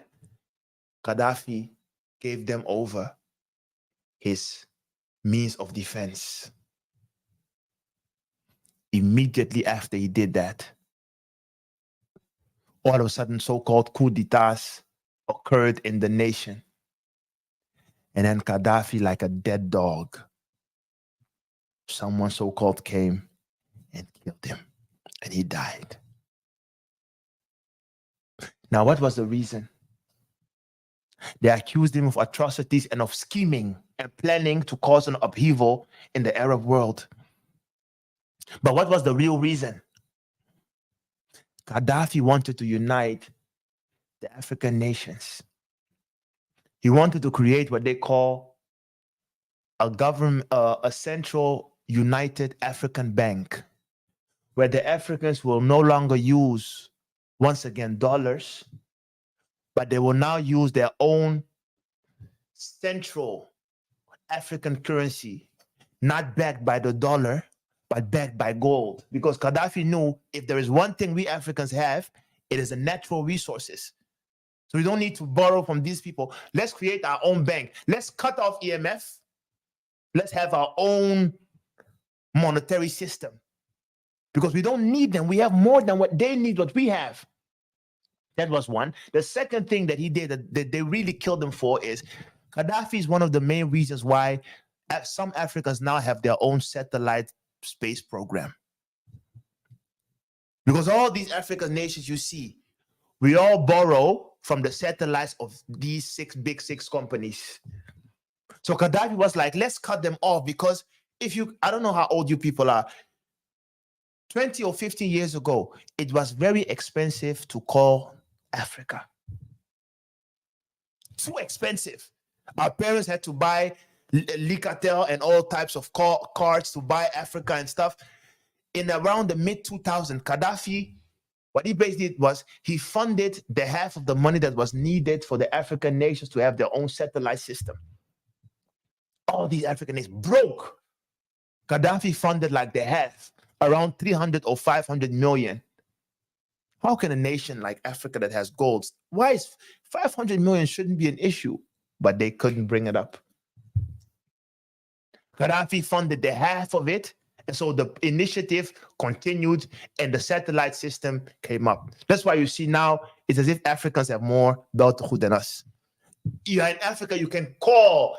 People are now calling. Oh, people have 2-3 telephones. It's as if people are mad with internet. Africa is littered with internet now. One of the people that made that possible is Gaddafi. So because of that, they killed him. Syria war. There's so many examples with regards to America. Because of the 10 minutes, I don't know how to live. So I wrote down in yellow, all these wars are lies and manufactured. America only fights for natural resources, money, and influence. That is what you must understand. If America is going somewhere, just know that there is either natural resources or there is money. And they will lie and frame the situation as if there's a terrorist.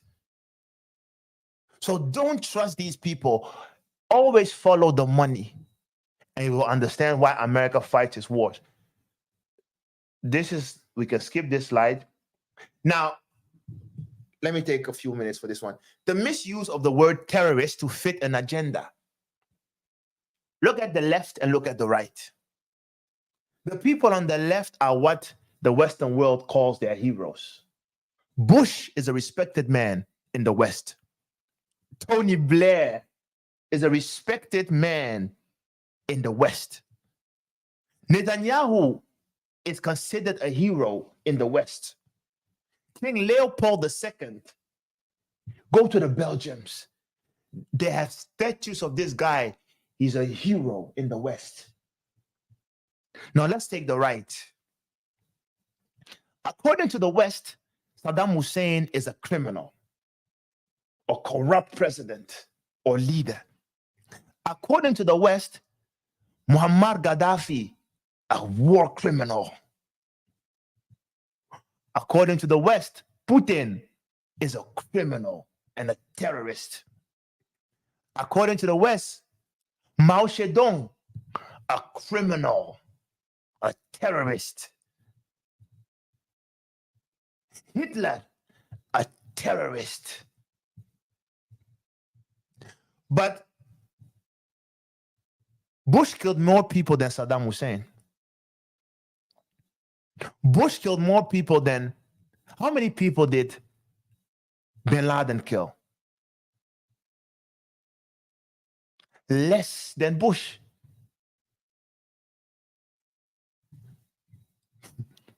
How many people did Muammar Gaddafi kill?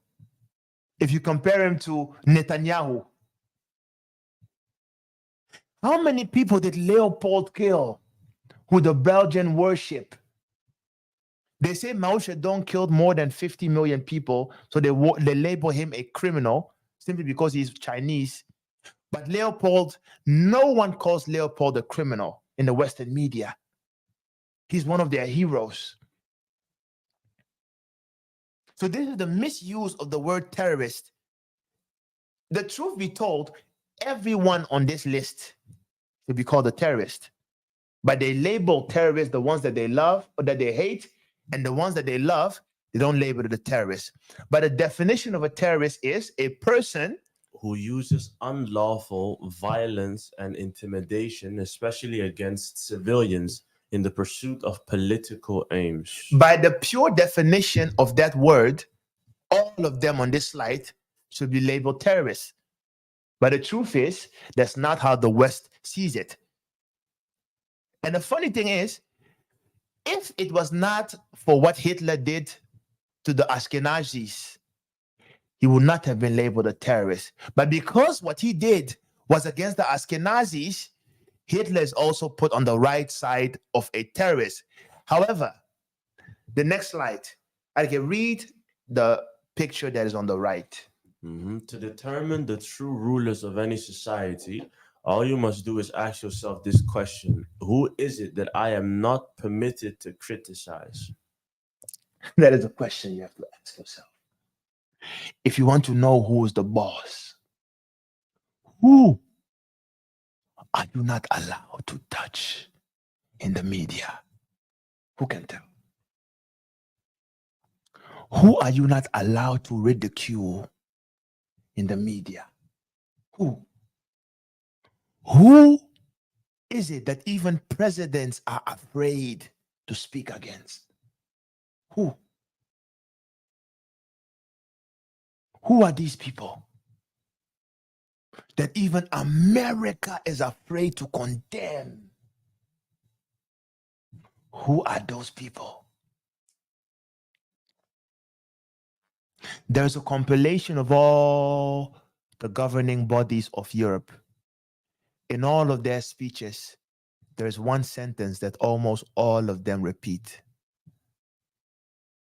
In the midst of this Israel-Palestine war, who knows the sentence that all of them say? Who knows the sentence that all of them use?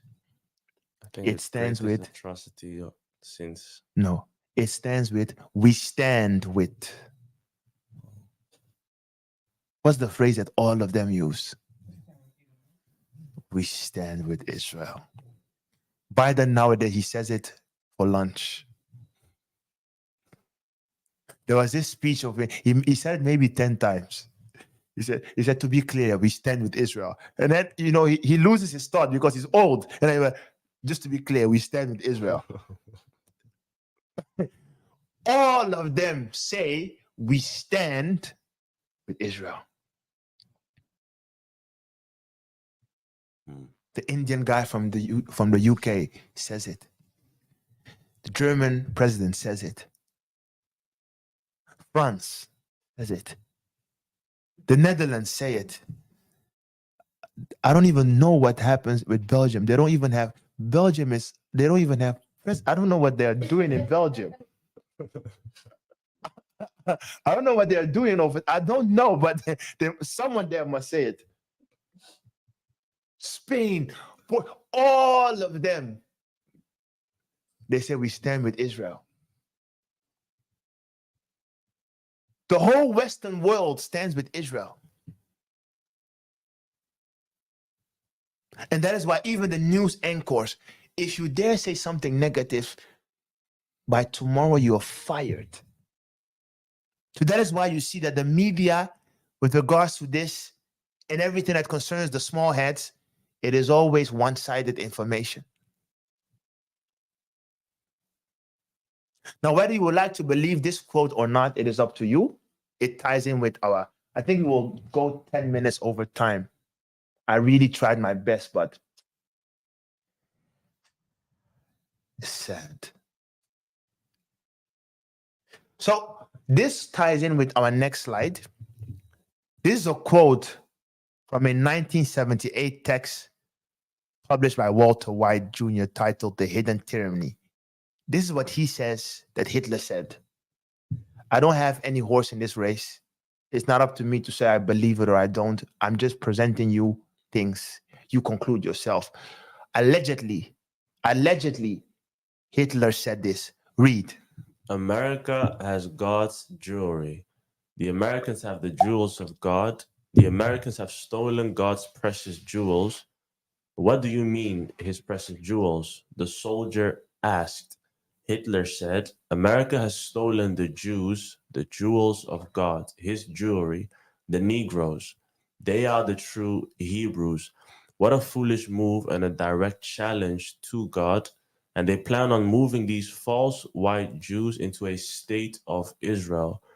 Because the white Jews know that the Negroes are the real children of Israel. And to keep America secret, the Jews will blackmail America. They will extort America. Their plan for world domination won't work if the Negroes know who they are. So once again, personally to me, it sounds too sweet. Too sweet. Yeah, it sounds, I don't, anything that is too sweet, you can be my father, I won't believe you. If it sounds too sweet, I'm like, life has never been this sweet before. Right? But allegedly, this was a quote by Hitler. So we are continuing. The coining of the term anti-Semite or anti-Semitism. Now, this is from the Merriam-Webster Dictionary. Anti-Semitism refers to or means hostility towards or discrimination against Jews as a religious, ethnic, or racial group. So they have reduced the word Semite to only mean hostility towards Jews, which in itself is a contradiction of the word. Why? Because if you take the biblical dictionary, because it is a biblical term, when it comes to Shem, it says, the eldest son of Noah and progenitor of the Shemitic tribes. Tribe or tribes? Plural. Tribes, plural. Okay. So if you then go to the next slide, you have this genealogy of Noah. Everything here is correct except for China. China should fall under Ham. the descendants of sin. But that is a topic for another day. Everything here is correct except for China. So if you simply focus on Shem, it says Shem had Arphaxad, Salah, Eber, Peleg, Ru, Serug, Nahor, Terah. Terah had children, of which being Abraham. Right?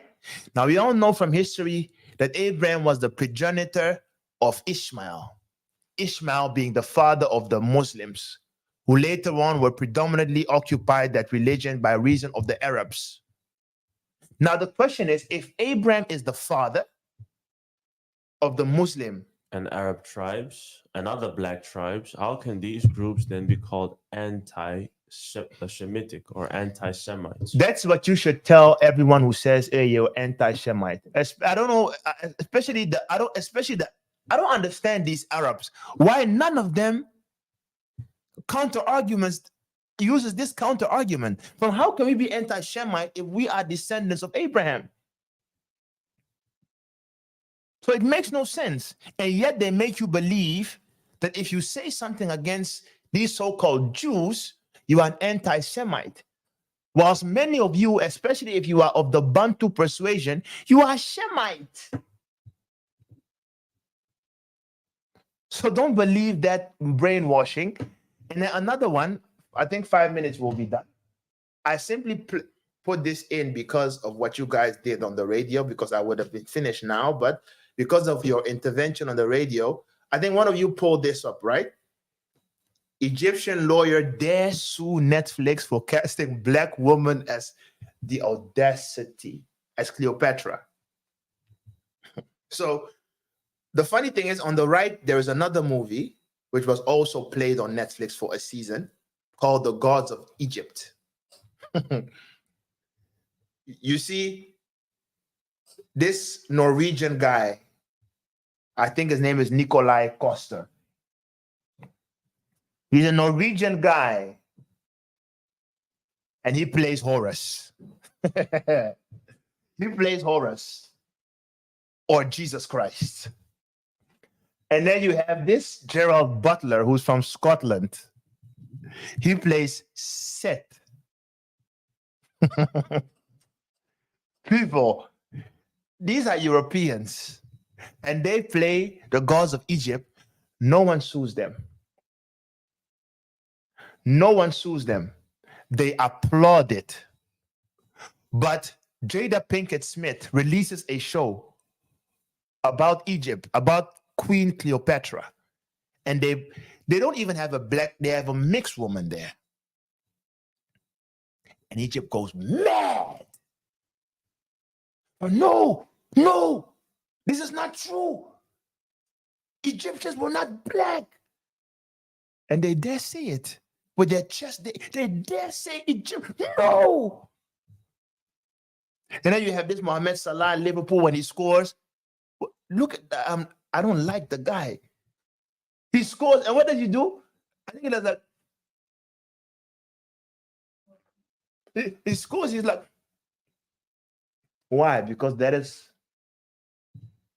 what the Egyptian pharaohs did. So he's referring to himself as a pharaoh. Because Mohamed Salah is an Egyptian pharaoh. What a madness. So this is what they did. However, because of time, I won't go through this. But here, what we have here for you guys is an outline of Egyptian rulership. What you have to understand is Egypt ruled Africa under many names. And they ruled Africa for thousands of years. And there were many occupants of the kingdom of Egypt. And Egypt was bigger than what you see now. Now, I've listed down for you the list of the Egyptian rulers. Sorry, because of time, read a bit fast. Modern Egyptians descend from Ottoman Turks and white slaves or Mamluks. So the Egyptian period of Hyksos rule was between that time period, 1638 BC to 1530 BC. So these Hyksos, also known as the Shepherd Kings, were blacks. Second rule, under Kushite rule. You all know Kush means what? Black. Cush means Ethiopia. The word Cush can be changed and interchanged with Ethiopia. And we all know, are there white? Have you seen a white Ethiopian before? They are still black up until this day. So the Hyksos, black. The Cushites, black. Egyptian period of Assyrian, yes? Egyptian period of Assyrian rule from 673 BC to 663 BC. Assyrians, also blacks. The period of Persian rule in 525 BC to 404 BC. And then the Greek ruled Egypt from 332 BC to 30 BC. And then the Roman rule from 30 BC to 627 AD. And then the Arab rule from 627 AD to 868 AD. So the first Turkish dynasty was that of Ibn Tulun, who entered Egypt in 868 AD. Turks have ruled Egypt ever since. Egyptian period of Turk or Mamluk. Is a rule from 1250 AD to 1516 AD. Egyptian period of Ottoman Turk rule from 1516 AD to 1918.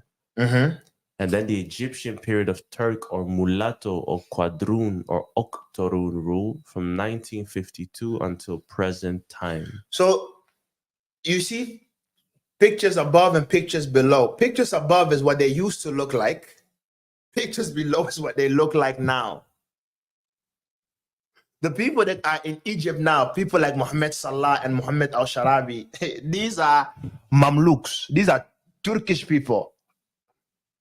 These are Turkish people. And what you have to understand is the whole lie about Egyptology is Egypt is the gateway to Black history. That is why they have dedicated a whole field called Egyptology. Why is there not a field called Caucasianology? The reason why they have Egyptology is because they understand the moment the world accepts that Egypt was a Black nation, then the link to Israel will be made very easy. The link to understanding that the Blacks ruled the world once upon a time will be made very easy. So they have to make sure that they have gatekeepers that are fighting the fight of saying Egypt was not a Black nation. It has never been a Black nation. It was a nation of brown or olive-skinned Arabs. That's what they want you to believe, but it is a lie. That's why you see all the pharaohs, none of them looks white except for the newly fabricated one. That's why you see all the sphinxes, you will see all of them, they have their nose broken off.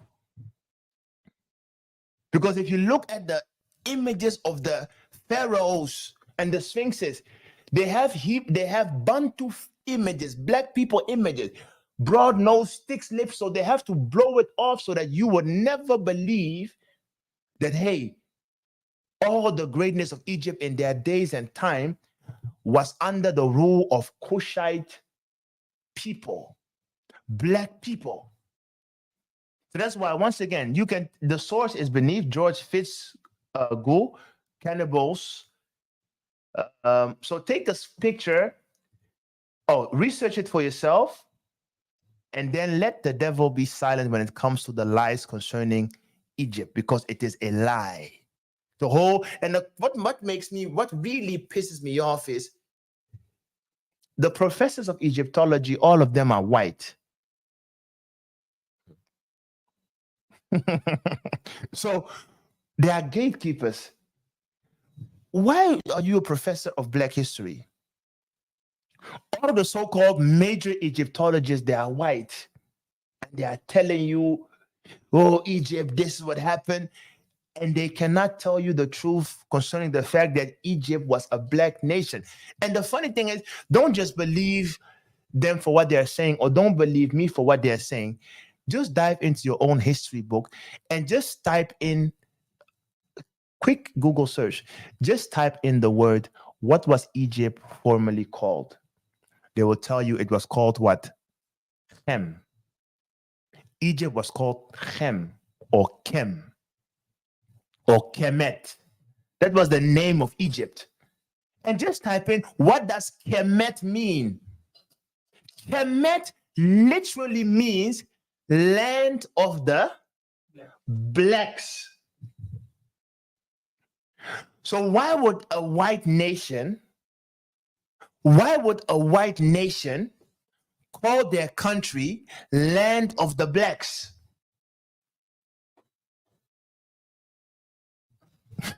People, I'm getting looks, so I have to finish now. So this is a topic for another day. I can read this one, then we are done with the Egypt, and then we will conclude. According to Robert Davis,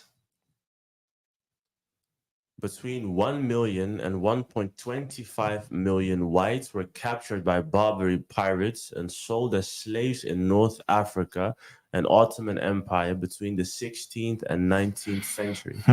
Approximately 1 million so-called whites were sold as slaves in North Africa.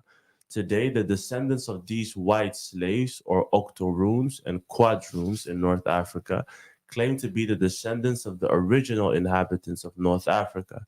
These people are not descendants of the ancient Egyptians or ancient Berbers. They are the descendants of Ottoman Turks and Turkish Slavs or slaves as Mamluks. Mamluks meaning possessed or one who is owned, and property is an Arabic designation for so-called white slaves. Historically, it has come to mean exclusively Turkish slave soldier. The word slave comes from Slavs, according to Ivanka Trump. No, Ivanka Trump's people. That is the wife of Donald Trump. She's a Slavic. That's where you have nations like Yugoslavia. There is a white nation. They are known as the Slavs. Those are the Balkanic people of the Balkan. They were the Slavs. And this is a thing that they will never tell you, that white people also were slaves.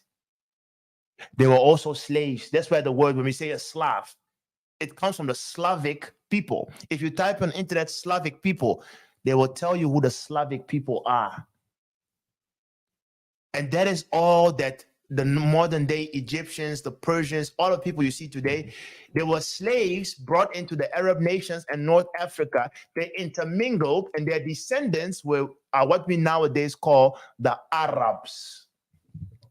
The word Arab itself means mixed. So don't let any Arab tell you, oh, I'm a pure-blooded Arab. If he tells you that, tell him you are smoking crack. The fact that you say you are an Arab means you can never be pure-blooded. It means you are mixed. It means you are mixed. But that is a topic for another day. So you look at the picture. This is a pure Arab, and it's a pure Turkish people. Look at them. They and Jews are the same. If you look at the facial features, that's why Jews also have a term where people say he has a Jewish nose. That's why they say Africans, he has an African feature. Jewish and these Turkish people, they also have specific features that you can identify them from. You are Turkish. So this is from Wikipedia, the Mamluk. You will see that no, we don't read this, but read this in your own time, yeah. So when an Egyptian tells you, oh, I'm Egyptian, tell him no, you are a Mamluk, you are a Turkish guy, and then give him the sources and let him forever hold his peace. Yeah. So look at this. These are you can still find the true Egyptians today in the world. Those are all the Hamitic, not the Bantus, all the Hamitic tribes. You can still find them in Africa and stuff. The Dingas, the long giants of Sudan. The long giants of Sudan. These are the real Egyptians. Look at this guy. Look at his head. This is Hamitic tradition. It is Egyptian tradition. So a portrait head of Tutankhamun. Tutankhamun. Tutankhamun. Tutankhamun. What the Ghanaians say, Ankuma.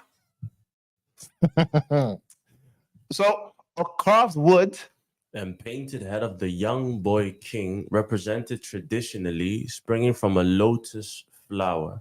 It was discovered in the entrance passage of the tomb Limpombo. The custom of skull elongation among the Mangbetu. You see, these are things that are still happening in Afri, because that's where the real people are. You can call them the Fulanis, the Ndingas, all the nations in Africa that don't have Bantu customs, they are the Hamites. But because of time, I have to jump. I think we are done. So, another quote from our revolutionist: if you're not careful, the newspapers will have you hating the people who are being oppressed and loving the people who are doing the oppressing. So be very careful when watching the news, because it is all a big lie. It is all a hoax, deception, and it is controlling your parents, me, the whole world. So this was also there, but unfortunately, we have to skip it. The reason behind the third world country, especially Africa, is a topic for another day. But Adike, just read the yellow part. As we can see from the above examples, the nations in especially Africa and the Middle East are always the ones that have natural resources. The Western world creates chaos and proxy wars in order to keep the nation destabilized so that they can set up puppets in power, arm rebels, and orchestrate coups.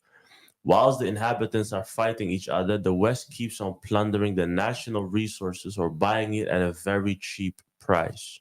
So, in conclusion, I'm sorry for flying the last few minutes, but because of time and appointments. So, in conclusion, we have looked at how the Western world has used and is using media to create propaganda in order to shape the opinion of the masses in their favor. Due to this powerful agent, many people have a skewed view of the world. This is a reality that we must learn to live with, because from ever since, it has been so that history is told by the victor. The Western world being the last ruling kingdom identified by the Bible as the Roman Empire, and its 10 constituent, which makes the European nations, are in control and they dominate every area of influence, with the media being no exception. Be therefore aware and learn to balance out your source of information. Use Western sources and compare them with Middle Eastern and Asian sources. Be aware that the truth is in none of them, but by comparing and balancing, you may get a sense of what is in the middle. Hold on to the prophecies of Elohim and use the media and history to support the prophecies, and keep your eyes on the Hebrew Israelites, also known as the fig tree. As long as you know who they are, the prophecies will be easier to understand and discern. Job 9:24, as I said, the earth 2 verses. The earth is given into the hand of the wicked. He covers the faces of the judges thereof. If not, where and who is he? That is the question. One of my favorite verses from Job, the mastermind. That is the question. So, people, that was it. May Elohim keep us all sharp. Don't believe anyone, but study yourself. Compare and contrast. Draw your conclusion. Don't pick any sides. Realize that it is somewhere in the middle. Live your life in peace. Don't do harm to your neighbor. Be kind to all. And may Elohim keep us all until the next time. If there are no questions, then we can conclude. Shalom.